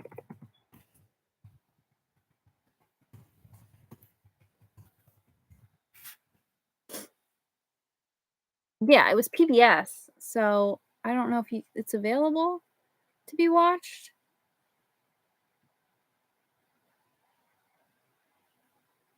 Oh, you might only be able to watch a preview. Watch full episode. Oh, maybe you can watch. It's an episode. I don't want to watch an episode. What? Oh, you have to become a member. Well, if you can find it somewhere for free, I highly recommend it. It's very good.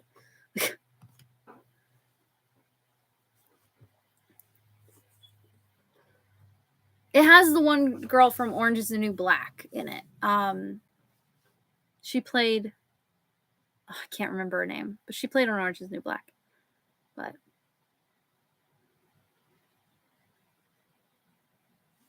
yeah, I miss that. She's a Crystal Marsh is she's a professor now. I wish she taught my classes. She's probably such a great fun professor. Cuz like I learned so much from just reading the plays together with her, and like the art style of Romeo and Juliet is so good. Do you like that cattail in your face? What are you doing, Obi? Obi, what are you doing? Oberyn. Oberyn. What are you doing, bud? What are you doing? What are you doing? What are you doing? Come here. Come here. Oh, you're slipping on the books. You're slipping on the books. Let me move the books. There you go. Now come on over.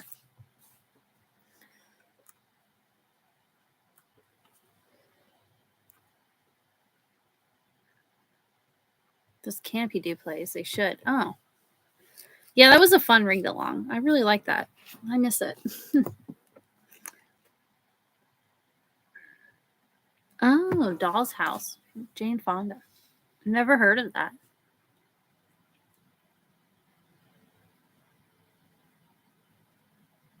Obi is just sitting there.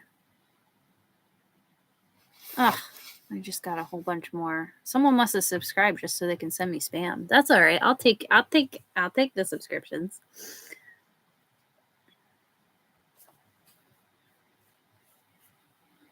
I'll take your sub. That's fine. It's more money for me. I'm just kidding. I don't have any money. Da, da, da. Anyway, back to these books. Back to these books. Anyway. I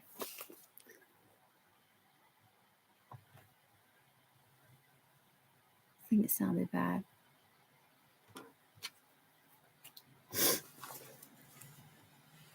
Da, da, da.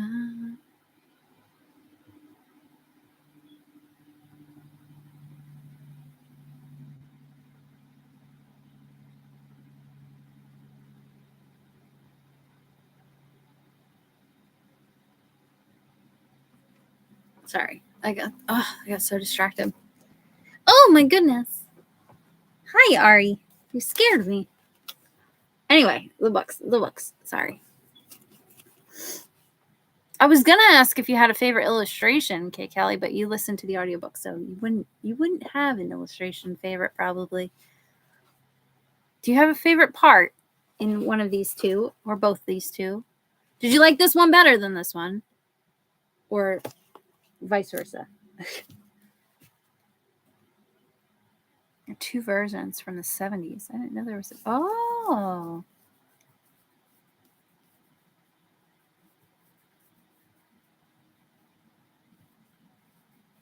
Yeah, wasn't that turned into, wasn't that on Netflix? The Dollhouse, the new version? I feel like I remember seeing it. I think that person gave up because they realized they were supporting me by commenting. All you're doing is boosting my videos. Nobody wants to see your booty. Cover it up. Bless you.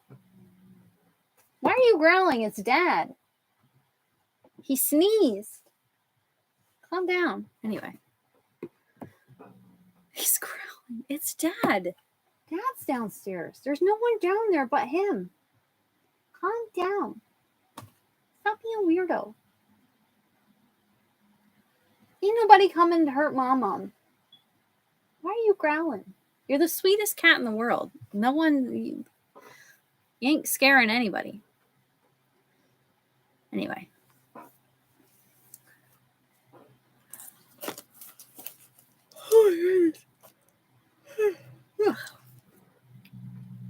I wasted like an hour of this live chat talking about my life.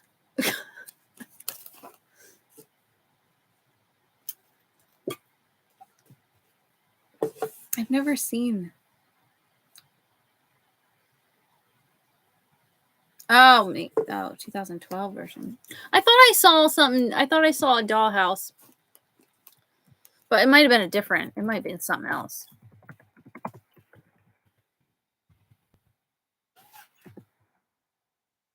Yeah, when I Google Dollhouse 2021, all that comes up is toy unboxings.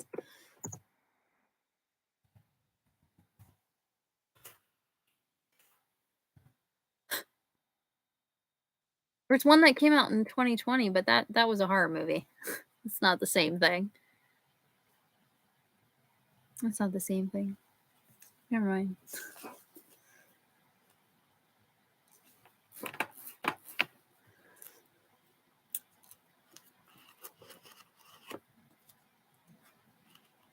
Yes, that's what I was thinking of. I was thinking about the Netflix show with Doll in the title. I don't remember where it has the girl from Orange is the New, another girl from one of the other girls from Orange is the New Black in it, and she was in American Pie, and I don't remember her name. I don't remember. Hair's getting long again. My sister is texting me.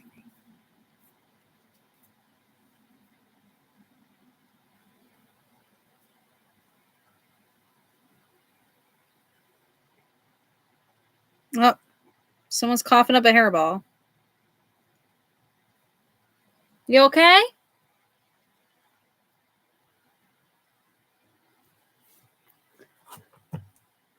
Someone coughed up a hairball. Russian Doll, that's it. Yeah, where she like died and then she kept coming. It's got that trope where she like died and then she kept coming back, kind of thing. Like it would reset every time she died. Well, that trope. I like that trope sometimes. Groundhog's Day trope, I call it. I've never seen it, but I remember seeing the trailer for it.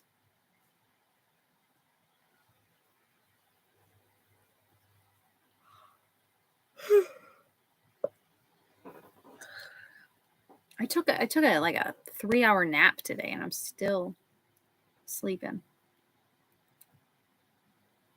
71% match for me on Netflix. I don't ever like anything on Netflix, so like half the time it doesn't know like what I actually like. And Josh and I have such like different tastes sometimes. So like we'll watch way different things, and then it'll be like, I suggest this because you watched Lost, and I'm like, I don't like Lost. That wasn't me.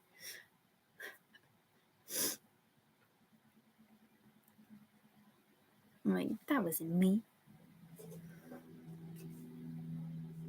The end of the second book when all the pieces fit together. Ooh, I don't want to have you look too in depth on this one, but well, you can't see, you don't have the physical books because you listen to the amazing Tim Curry audiobook, but there's always a hint on the last illustration in the book for the next book. There's always a hint of like something that happens in like the next book. Like I don't unless you want to see it, but I don't want to spoil the picture that's on the end of this. But like this is the last illustration in the back of the Bad Beginning. Or sorry, yeah, the Bad Beginning. Yeah. There's a little snake. See a snake? That's a hint for the reptile room. There's always something in that last illustration that is a hint for the next book. Like there's one in this one too, but I don't want to show it to you because I don't want you to. Well, I guess you wouldn't be spoiled because you don't know what happens in the next book. But I'll show you the picture, but I won't tell you what the hint is. But this is the last book this last picture in the back of this book. There's always a hint for. It's always something like subtle, like the little snake. Like, I feel like you would look at that picture and you'd be like, oh, let's see the last page. Like, you wouldn't even notice that there's like a snake just crawling in the corner. But there's always a hint on the last illustration for the next book, which I always really appreciate. I think it's a nice little teaser. Because I didn't notice that when I was a kid reading these. I didn't notice it until I was like halfway through the series. And I'm like, wait a minute. Because a lot of times when I was waiting for the next book to come out, I would reread the other ones, and I'm like, oh. I'd be like, oh, that's a wee snake? It looks big. Not as big as this guy, but the ultra venomous, super venomous viper. But he's a little baby. Look at him, he's just checking things out. But anyway.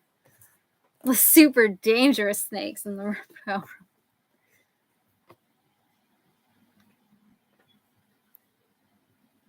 Very friendly, dangerous viper.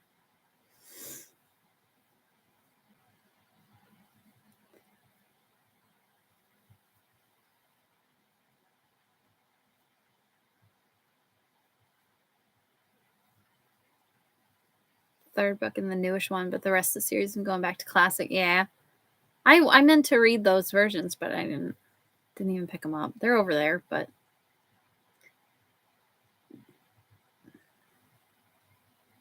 I like when Violet figures it all out. Did Violet or Klaus figure it out? I think they take turns too, like figuring out like what's all going down. Usually it's they like take turns like all the time. They're such smart fucking kids.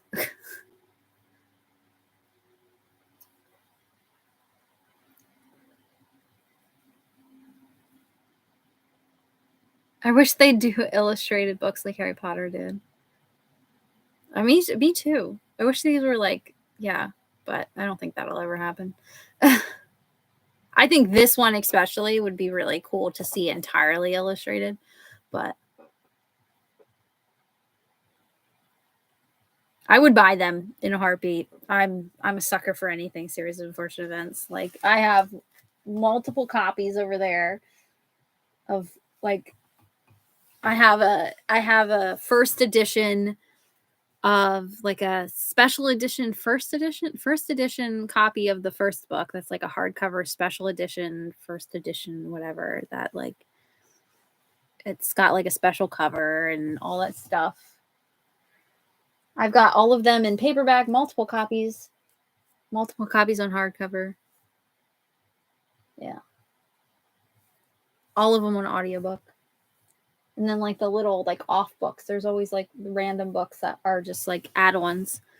But I'm a little obsessed. It is definitely my favorite series. Which is funny because I always blank whenever people are like, "What's your favorite book?" And I'm always like, because what book reader likes to be asked that question? But like, this is definitely my favorite series of all time, hands down. It's my babies. They are my babies. I love them very much. Poor Sunny, always being tortured. Sunny is like, ugh.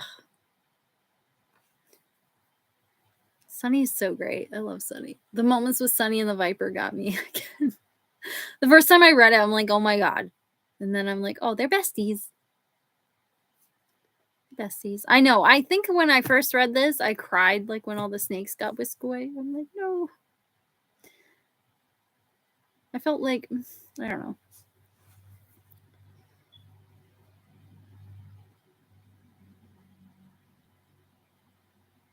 I think I got confused because Klaus was trying to explain that he was Count Olaf. Yeah.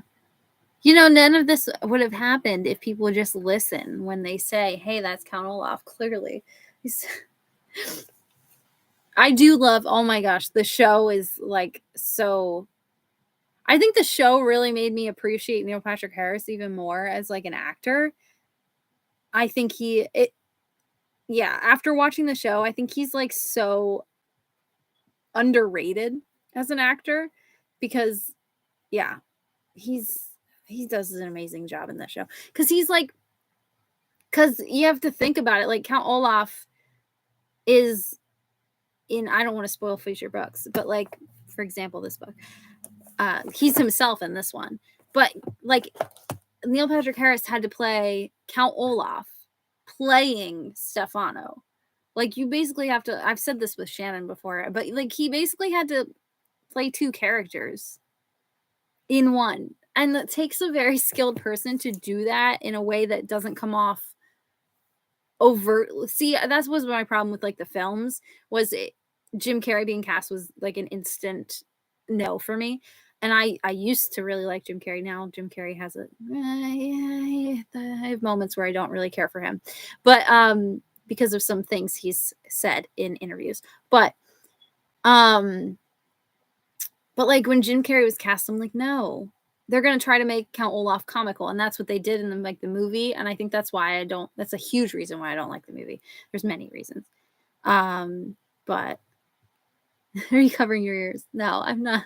Not spoiling anything, but like they tried to make him comical in the movie, and Count Olaf is not meant to be comical. Like, yes, there's comical elements, like there's humor in it, but like he's also supposed to be the villain. Like he's supposed to be like hunting down the Baudelaires. So like, and I think, like I said, I've said this before many times, but like the show with Neil Patrick Harris, like Neil Patrick Harris plays that balance very well, very well. Like between comical and serious, like he plays the balance between those two and marries them very well. And that's, I think Count Olaf is like, because I'm biased because this is my baby, but I think Count Olaf is one of the like most difficult characters to play and get right because you have to play that balance. Like you have to be humorous, but not to the point where it's like ridiculous.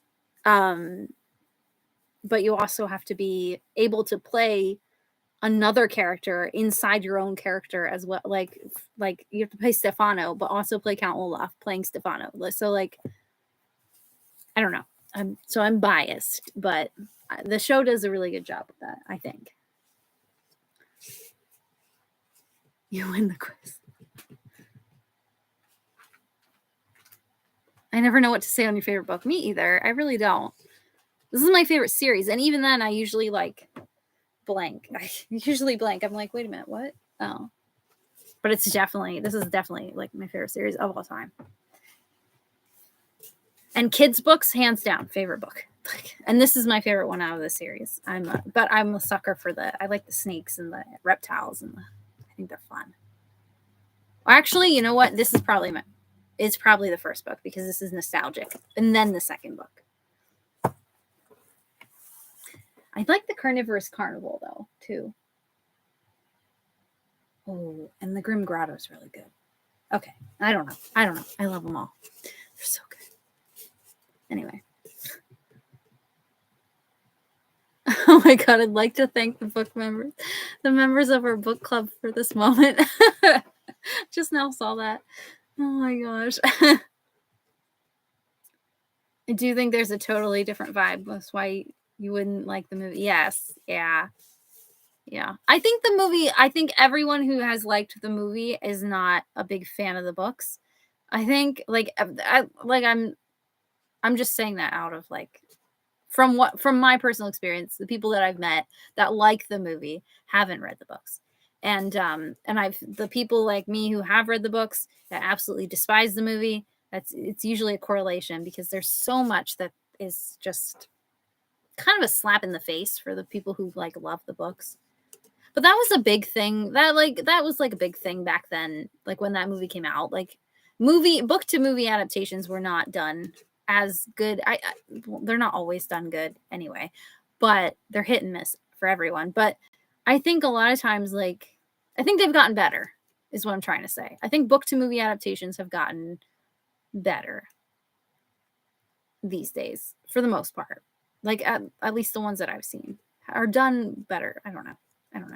Also, we have streaming, so we have a lot more shows and a lot more platforms. And I think shows are definitely a better facet for some books, especially a series. Like these should not be a movie. Because you're going to have spoilers probably for The Wide Window because you've seen the movie. And The Wide Window, the movie covers the first 3 books all in one movie. So you're going to have spoilers you probably already know kind of what happens in The Wide Window because it's in the movie.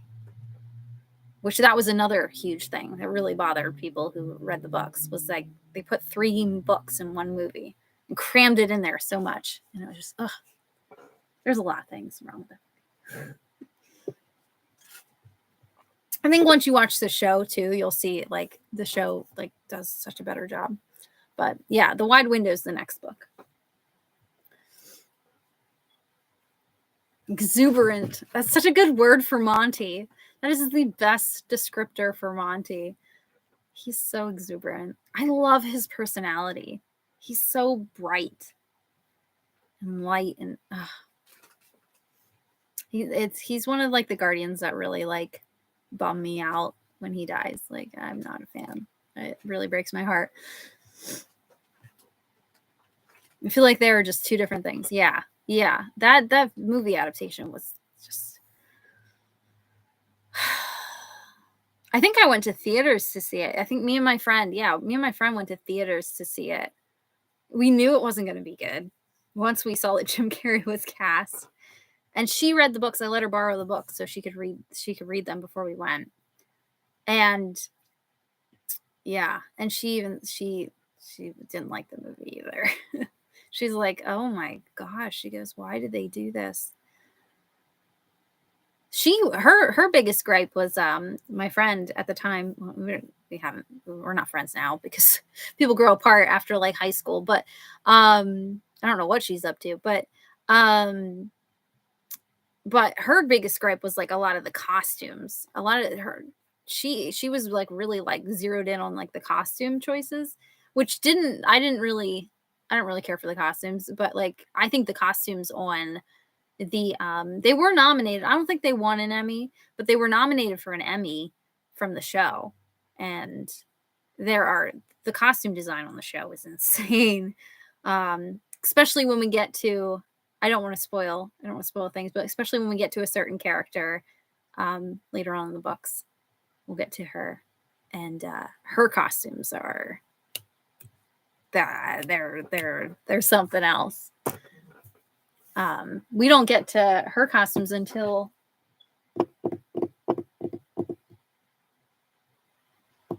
book 6. Book 6. The rats. Is it the rats elevator? I can never say the name of the book. The elevator one. We don't get to her till then. But her costume design is insane. Love it. Yeah, the whole series fares better as a TV show. I agree. Yeah. Yeah, back then. Exactly. Like we have all these streaming services now, so we have a lot more adaptations. I was in high school when the movie came out. Yeah. I was in high school when it came out, so it had to be 2000s.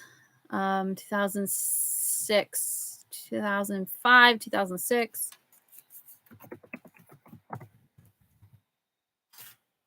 2004. 2004. I was in high school. I was 14. Yeah.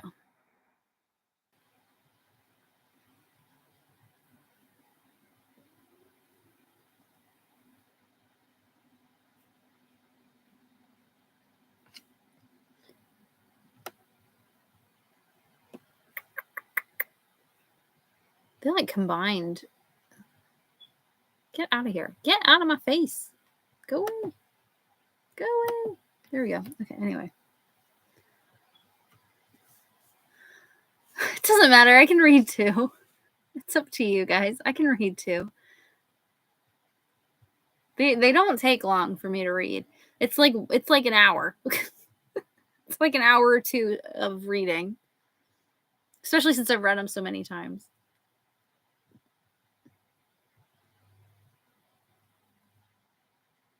Definitely wish to continue. Of course. Yeah, 2 books is fine with me. We can read 2 if you guys want to do 2.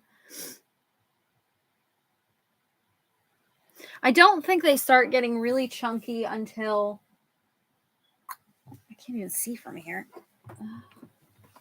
I have a cat sleeping at my feet.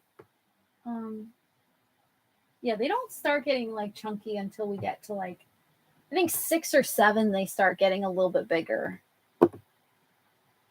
But I think that like 9, 8 and 9 is when they really start getting. I think that like the Carnivorous Carnival starts to get pretty big. Yeah, and then those ones start to get bigger. I mean, they're still small, but yeah, I'm good with 2. I'm good with 2. I have them sitting here. See, I'm ready.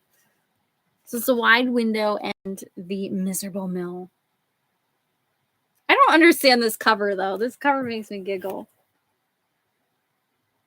Why is Violet? It's not a spoiler.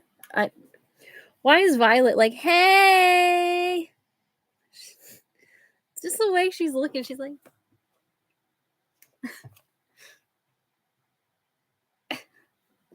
sorry. I just can't. I don't know why she's doing that. Hey. I don't know what they were thinking. Oh, these are the ones I annotated from the first time. Oh, Jesus Christ. Oh my God. Where are you going? Good God. Ouch. There must be a bug in here or something because she tried to kill me. Ouch. I like how they're always in like an alliteration. Always. Oh, like it's always miserable. The bad beginning. Reptile room. Miserable mill. Wide window. It's always like an alliteration, like a fun alliteration. I like that. Yeah, that cat almost killed me. Jesus. She's like, parkour.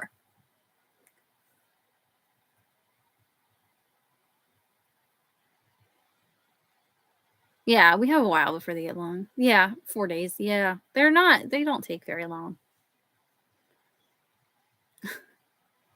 Carnivorous Carnival sounds amazing. I really like the Carnivorous Carnival. I'm excited to reread it. That's a fun one. That was a really fun episode. Like, well, they're 2 episodes, but I thought those ones were really fun episodes on the show as well.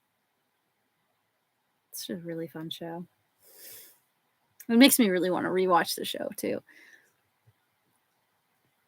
I'm very intrigued. Yeah, we have a while till the Carnivorous Carnival. That's book 9, right? Yeah, 9. Yeah. We got this one, and then after this we have wait, where are we at? This is 4. What's book 5? 5 is the school, right? I think 5 is the school one. I think. I don't know. I can't remember. Anyway.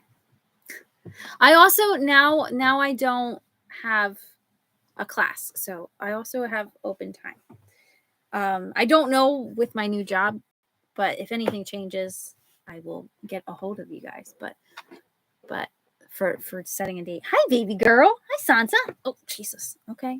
No one wants me. They just want to climb all over me. That's enough of the book club. They're fed up. They're fed up of me just talking. Like, stop talking about yourself, Mom. Should we set an earlier date this time, like the 15th? Or it's up to you guys. Whenever. You guys choose.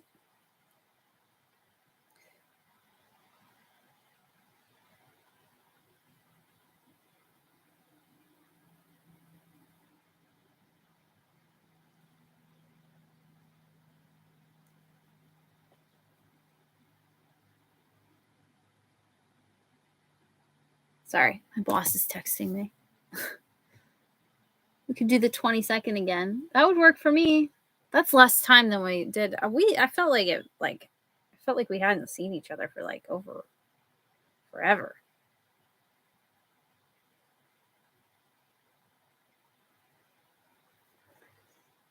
Oh my God, I'm in April. No wonder I'm like, what?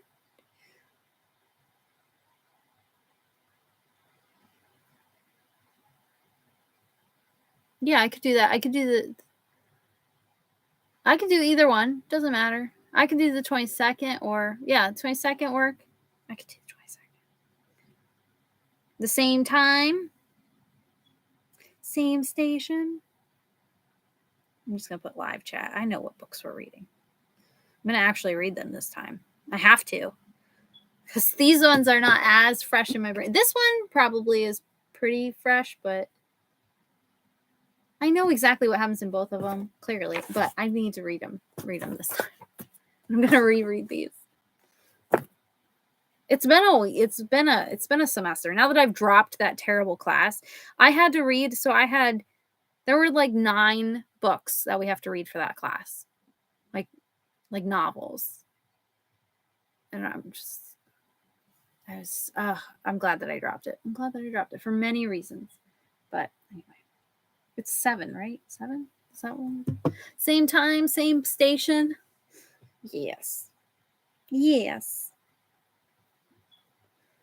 Actually gonna read them this time. Same bat time, same bat channel. Yes. The new Batman movie's coming out soon. Not that it matters. I won't go see it, but I'm so sick of Batman.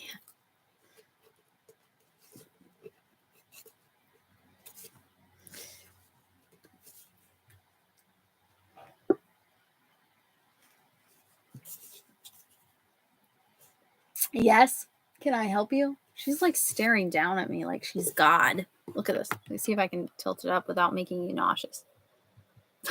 Look at her like up there. I used to have there's like this hook that's always been there.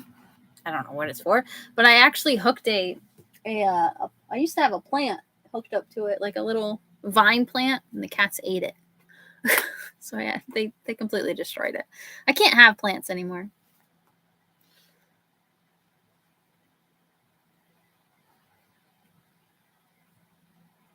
Oh, the really first score for Batman is in the first song on my playlist. I listen to a lot of I listen to the Westworld soundtrack a lot. I've said that before, but I listen to the Westworld soundtrack a lot when I'm like studying or reading or things. Like if I need to focus on something, that's my go-to focus playlist is the Westworld soundtrack. I love it so much. So good. So good. You want to see it? I'm over Batman. I don't know. I'm just kind of bored with Batman. I don't really like DC that much to begin with, though. But I do like Andy Serkis, and I do like Zoe Kravitz. So I'll see it eventually, but I'm not going to go to theaters to see it. I doubt it. I think it's going to be crowded too, and I don't like to go to the movie theater, but I still haven't seen Encanto. I still haven't seen that. My sister's been nagging me. She's like, you need to come over and watch it. And I'm like, okay, I will someday. Good Lord. Because I don't have Disney Plus. I'll get Disney Plus as a trial run for whenever the Mandalorian seasons come out. And then I'll watch everything that I want to watch. And then we cancel our free trial. And then we wait until the next season comes out. And then we do it all over again. Because I don't want Disney Plus. I don't want to pay for it.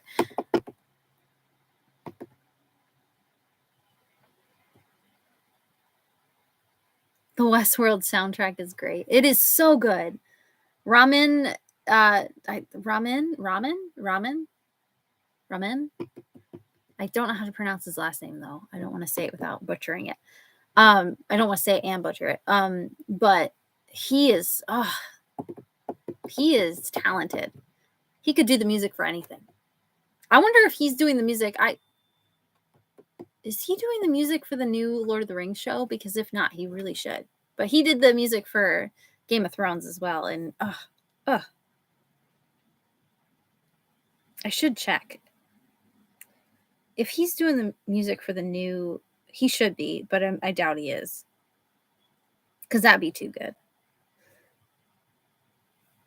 Who is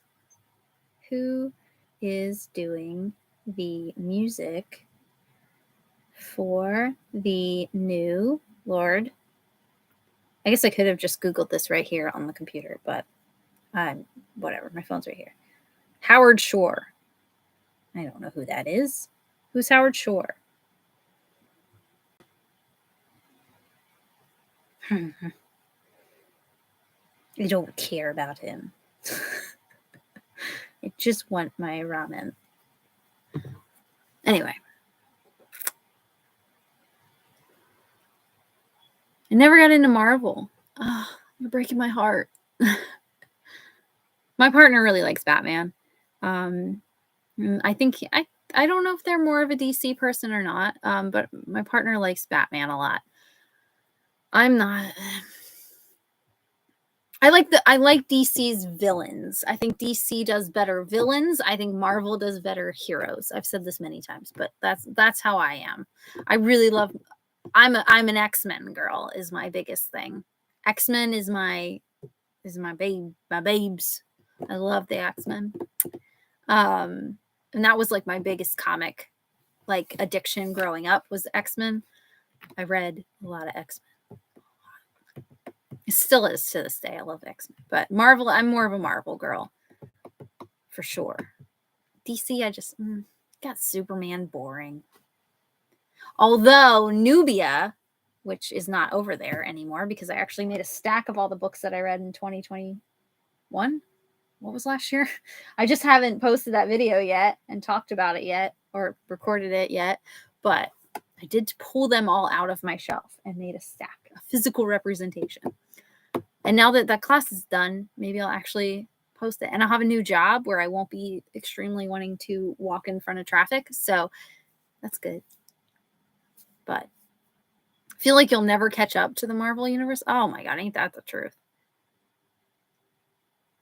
The MCU is hefty. I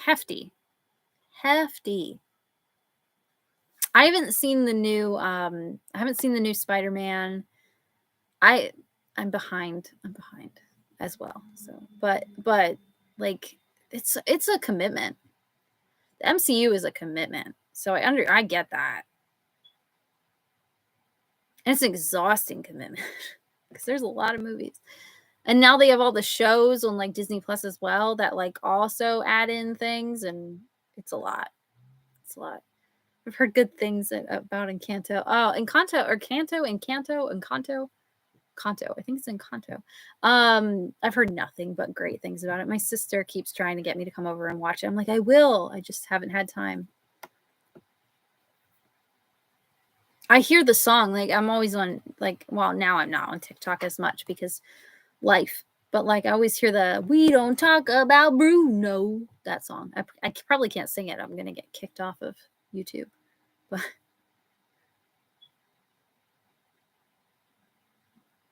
realize the new Doctor Strange. Yeah, the new Doctor Strange is out now or coming out.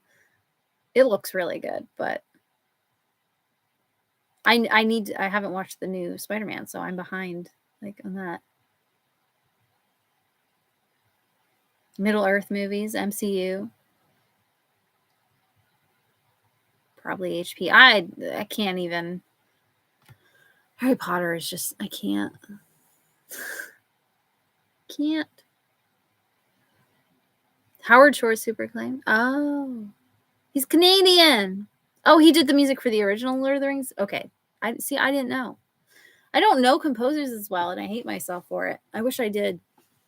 I know John Williams, and I know My Ramen. That's it. But I really like MCU is like you just need to have like a movie night is what you need to do. And just like that's the only way to get through it. Like that's what Josh and I did. We just had like a movie like marathon almost. Like we watched like one a day or one every couple of days. And we just kind of like would like have dinner and watch movies. That's what we did. And then we just slowly caught up because I was really behind because there's too many. And even that, I was starting to get like, and I like Marvel a lot. And even I was starting to be like, oh my God, I'm done. I'm overwhelmed. Like, ugh. Oh, the Falcon Winter Soldier show. Yes. Yes, it was really good. It was really good. I liked it. I liked it too. I thought it was good. See, that's another thing. See, there's all these shows too. When I had Disney Plus, I watched Falcon Winter Soldier when we had our trial. And we started Hawkeye, but we didn't finish it. Our trial ran out before the show was finished. So we haven't watched all of that yet, but I must find out why they don't talk about Bruno. Same. I don't know what's going on. I don't know. I heard that one, and I've also heard that the other one where she's like talking about being under pressure, and she's like the big strong girl, and she's like drip drip drip. Like I don't know that song. I've heard that one too, but not under pressure like Queen, but under pressure like different pressure. Anyway.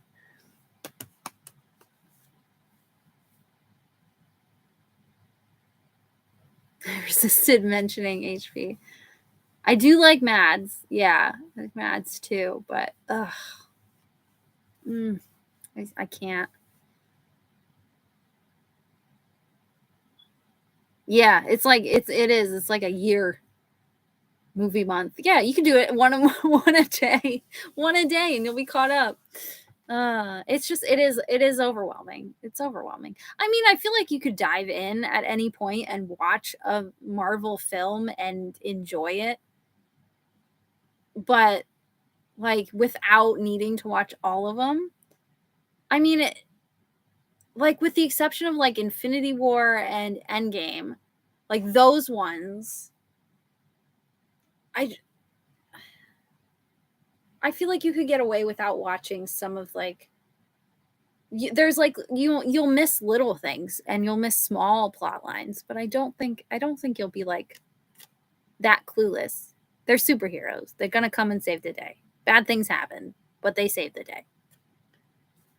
Like, like I don't think it's anything like Like if you watch Captain Marvel, you're not going to be like not know what's happening. You know, I just think it's kind of just like what you want to watch. Like the first Thor movie you can skip past.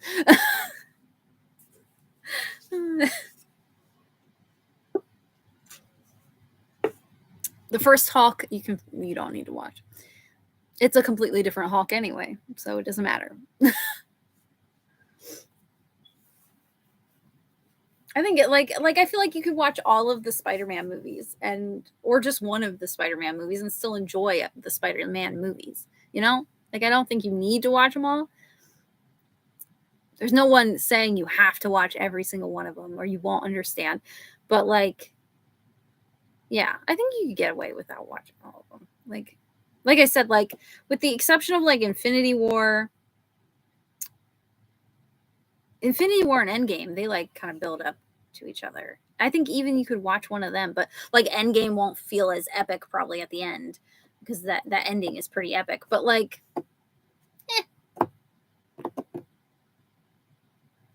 so like, look at the glowy eyes. Oh my god, they're really glowing, Sansa. Oh my goodness, you look like a little demon back there. He's cute though. Cute, cute demon. Oh my god, Lord. She looks like a Jawa. Freaking Jawa in my house. What the hell? Yeah, there's like Easter eggs in the films for exactly. And I think that they're all interconnected, but like I feel like you could watch one. You don't have to watch them all. Yeah, I think Endgame is like an exception. Like you do need to know. And I think if you watch Endgame, the ending especially, I feel like it's way more epic if you've watched all of the films.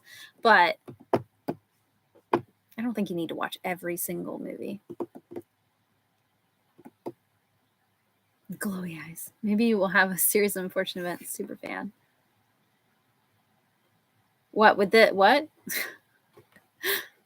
Oh, you wish you were a super fan of something. Oh, I missed that line. Okay. I wish I was a super fan of something sometimes. Yeah, but super fans are kind of a pain in the ass sometimes too. I don't know. Like I don't know. As long as you don't turn into a gatekeeper. Cuz like some of like the super fans of like Marvel are gatekeepers and they're like you're not a real fan if you haven't seen every single movie in theaters. It's like shut up. You can still be a fan of Marvel and not see every single movie. You can still be a fan of Marvel and not read all the comic books. You can still be a fan of Marvel and not know anything about superheroes. Like it's not gatekeeping thing. Like it's like the super fans of like Star Wars. Like I personally hate the new movies. I think they're trash. But do I think that people aren't fans that like them? No, I don't think that. If you like the new movies, good for you. I envy you. I wish I could like the new movies, but I do not. But that doesn't make you any less of a fan of something. But I don't know if I'm definitely a super fan of this, for sure. Maybe you'll become a super fan of this, and I will be very excited. I won't come after you. I don't gatekeep. I'll just be excited. The part where the hook guy. Oh my god. The guy with the hook for hands. Oh my gosh, I can't. If you do end up watching the show, I love the troupe in the show. They are so well done and fun. The troupe in the show. The troupe is like one of my favorite parts of this book series is that troupe of his. Like those band of characters are just ridiculous. They're where a lot of the humor comes from. Some of them are just they add so much fun to the show. But it's fun to be all in on something sometimes. Yes, I agree. As long as you don't turn into like I'm a Star Wars nerd. If you can't tell. Up there. But like, I'm not a gatekeeper Star Wars nerd. I think gatekeepers Star Wars people are bad people. There's a lot of sexism as well, I think, in the nerdy industry as well, and it's just not okay.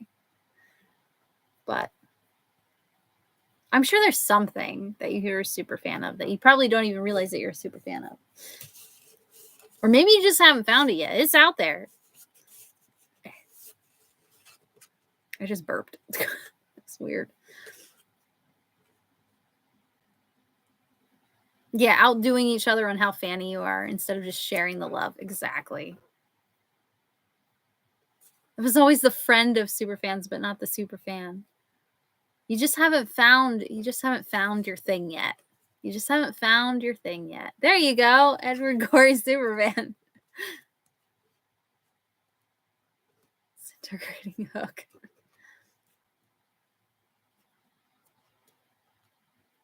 I have so much Star Wars stuff. I'm a nerd. I'm proud of it. Star Wars is like, I love Star Wars.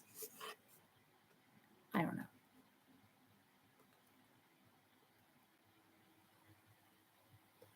I don't know. Like I said, there's like some toxicity that comes with like super fans as well. So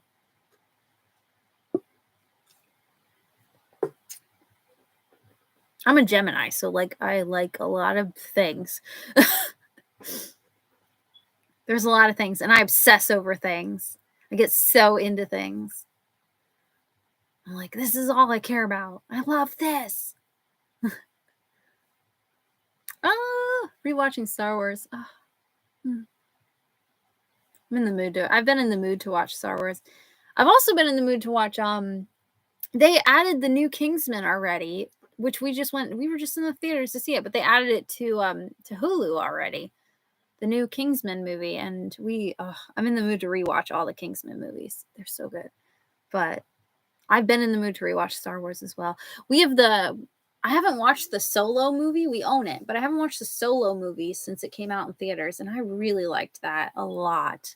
That was like the only. Well, I liked Rogue One, but like the Solo movie was like my favorite one out of like the movies that came out, like the sequels, but not the sequels. I mean, Solo is a prequel, kind of. Well, it is, but like out of the newer movies, like.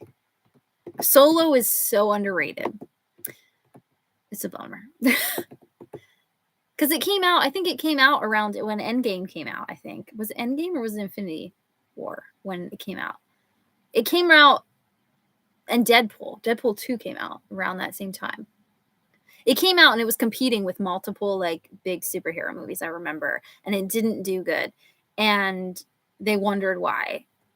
Because it wasn't like in Christmas. Like the other one, Rogue One was like came out in like December, I think. But like, and all of the other ones were coming out in like December, I think. Because I remember it was cold. But that's how I remember. I remember the weather. But like Solo came out in like June. And I'm like, and you wonder why it didn't do as good when it was competing with all these other like big superhero movies. Like what? But I thought it was so underrated. It was so underrated. Ooh, I don't. The Kingsman movies are so good. They are so good. Have you ever seen Wanted by with James McAvoy in it? Because that's directed by the same. It's got James McAvoy, Angelina Jolie. Someone else. Is Morgan Freeman in it? Can't remember. But it's directed by the same people. The same people who do the Kingsman movies. So if you've seen that and you like that directing style, I think you'd like Kingsman. Yes, I think you would like Kingsman then, if you like Wanted. It's very good. Very good. They're very good movies. I love Solo. Yes, Solo. Yeah, Solo was trashed by media and fans, and I don't understand why, because it was good. It was freaking good. So good. We saw it in theaters. right before we went on vacation. I forget where we were going on vacation, but we saw it before we left, and we didn't understand either. We're like, why are people trashing this? It was good. It was really good. I liked it. It's because they expected a prequel to have Harrison Ford when he's like how old? It's like, get over it. No, I thought it was done so well. It had like 80s adventure movie, 80s 90s adventure movie heisty vibes that I digged. It was just so good. I really loved it. Like, out of the newer movies, Solo was my favorite.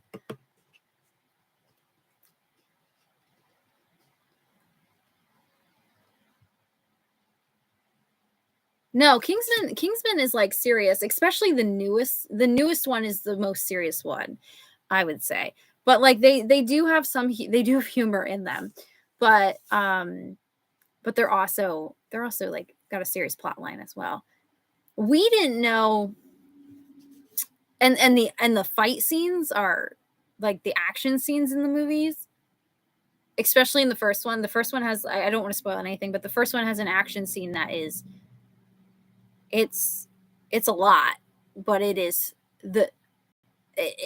one of the most underrated shot scenes I have ever seen. Fight scenes that I've ever seen. Like, it's so underrated. I hope they won an award for it, but I don't think they did.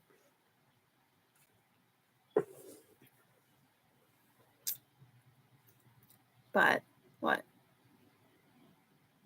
Get over it. I think they meant like yeah, I think he meant like get over Solo not being Harrison Ford. I think that's what, because I was talking about that.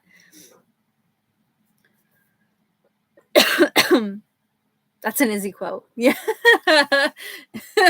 Yes. It's a very much me quote.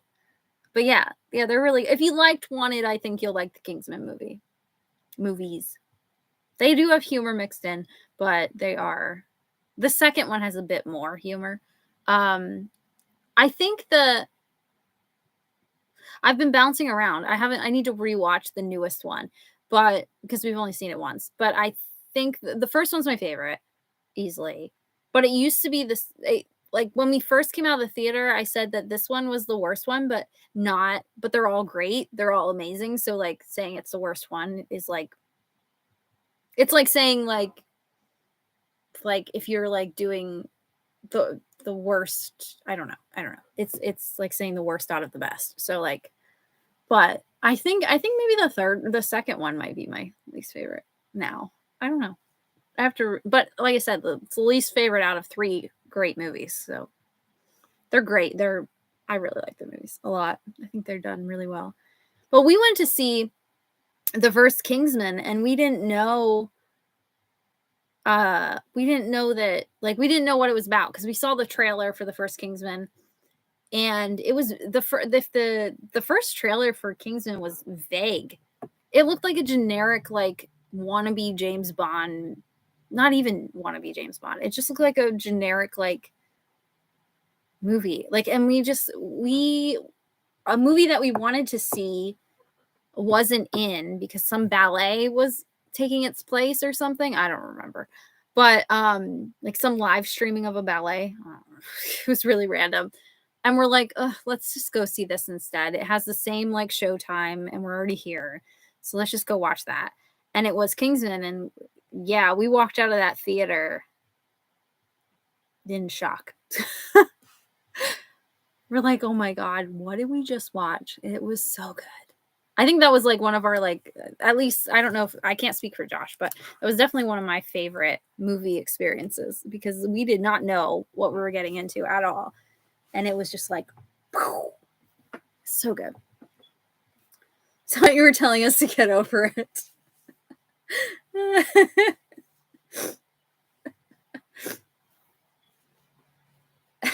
I knew what you were saying, Kay Kelly. That's why I was so confused. Oh, the Indiana Jones movies. I watched Indiana Jones movies for the first time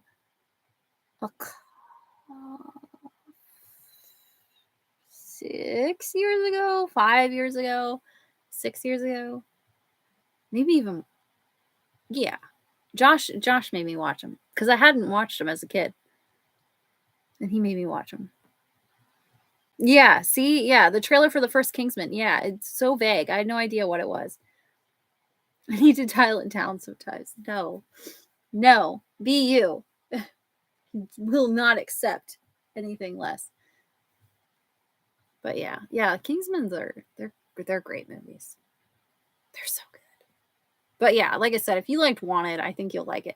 Especially if you like the way that Wanted is shot. A lot of the sequences are shot. It's a very similar directing style for sure. But I think it's elevated in Kingsman. But like you can definitely see elements, even in like the film, like the filmography, the videography, the film. I don't know what I'm trying to say. The way it's shot, the filming of it. But anyway, about Kingsman, yes, yeah. The trailer is very vague. It was, and I didn't want to see the movie. I'm like, fine, we'll just go watch this. And I was wrong, very wrong. It quickly became a movie that I was like telling everyone, you need to go see this. That's the word. Cinematography. That's the word I was looking for. A lot of like the same camera angles and things. Like you can definitely see, like you can watch those two movies and be like, okay, I see. That's the same director. Wanted is an extremely underrated movie. I think it's the same guy who did Kick-Ass too. I think that's right. Yeah, it's the same guy who did Kick-Ass as well. Because I think Kick-Ass and the guy who did Wanted are the same as well.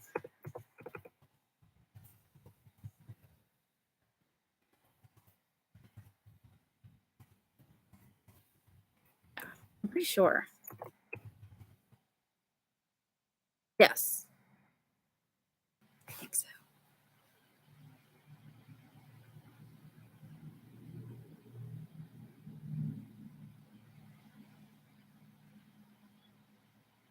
Yes. Yeah. It's the same guy. Yes. Matthew Vaughn. Yes. I was right. It's the same guy who did Kick-Ass as well. Yes. Definitely. Yeah. It was so shocking. I didn't know what that movie was going to be about, but it was good. But yeah, it's the same guy who did Kick-Ass and he did Wanted, and highly recommend. I don't think you're going to dislike the movies at all. I think you will enjoy them. I could be wrong though, but I think you'll enjoy them. I still have to watch the newest one again. I want to watch it again. It was good. They're so good. The newest one's got Ralph Fiennes in it. Or Phineas or Phineas or however the hell you say his name. Anyway. I've ranted about everything but the series of unfortunate events. We barely talked about the books. It's such a theme. It's so on point for me.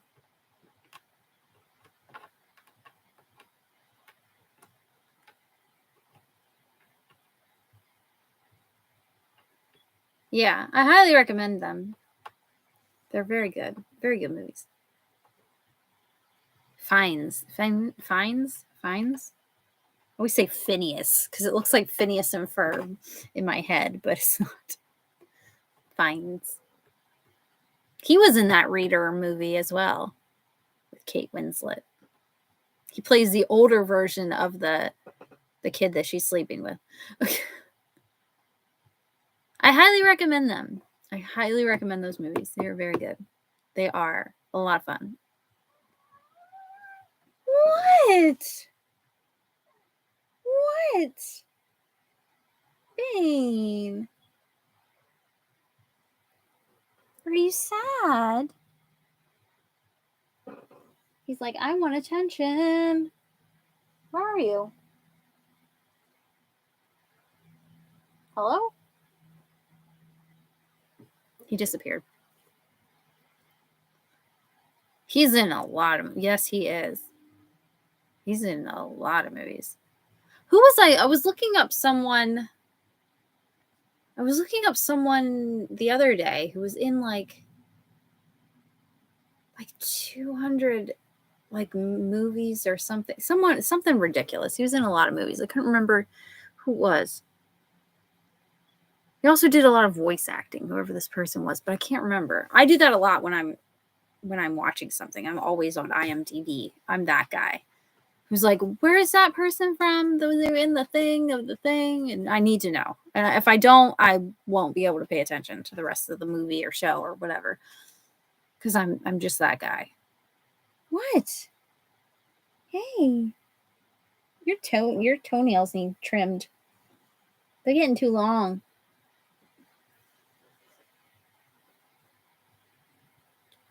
Yeah, it's Lord Voldemort. It's Lord Voldemort. Anyway.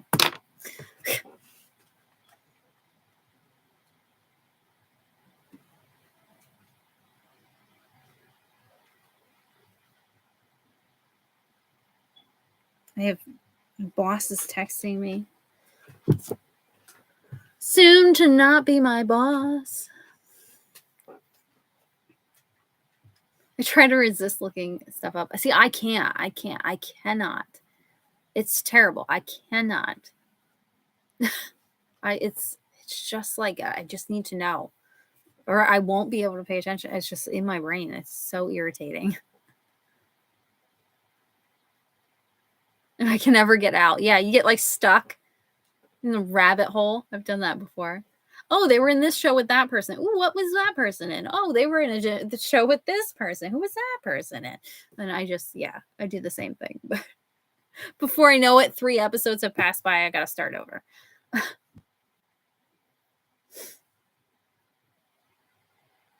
Yeah. I'm going to fight my yawn. What's Bane doing? What are you doing, Bane? What are you doing? What are you doing?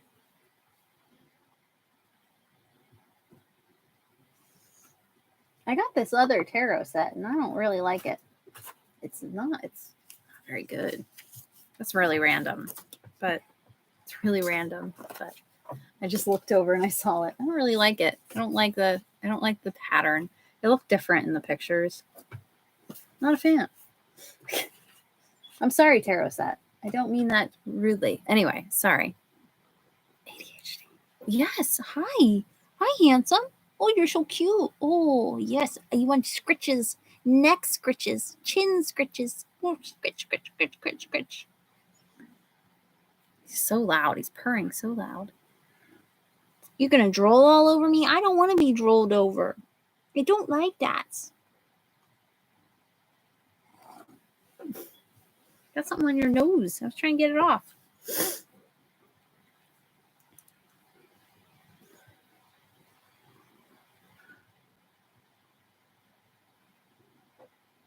I got that one for like really cheap, so it's not a big deal, but anyway.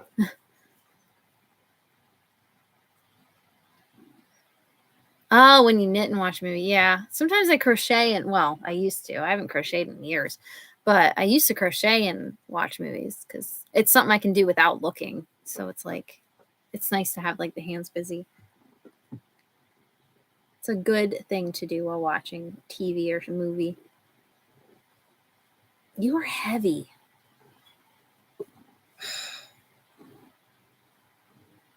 Hello. Oh my goodness. You are a big baby. Bane's on my lap. Bane is on my lap. My big baby boy. Good big baby. He's a good boy. Good boy. You're drooling. Why do you drool so much? And snot all over me.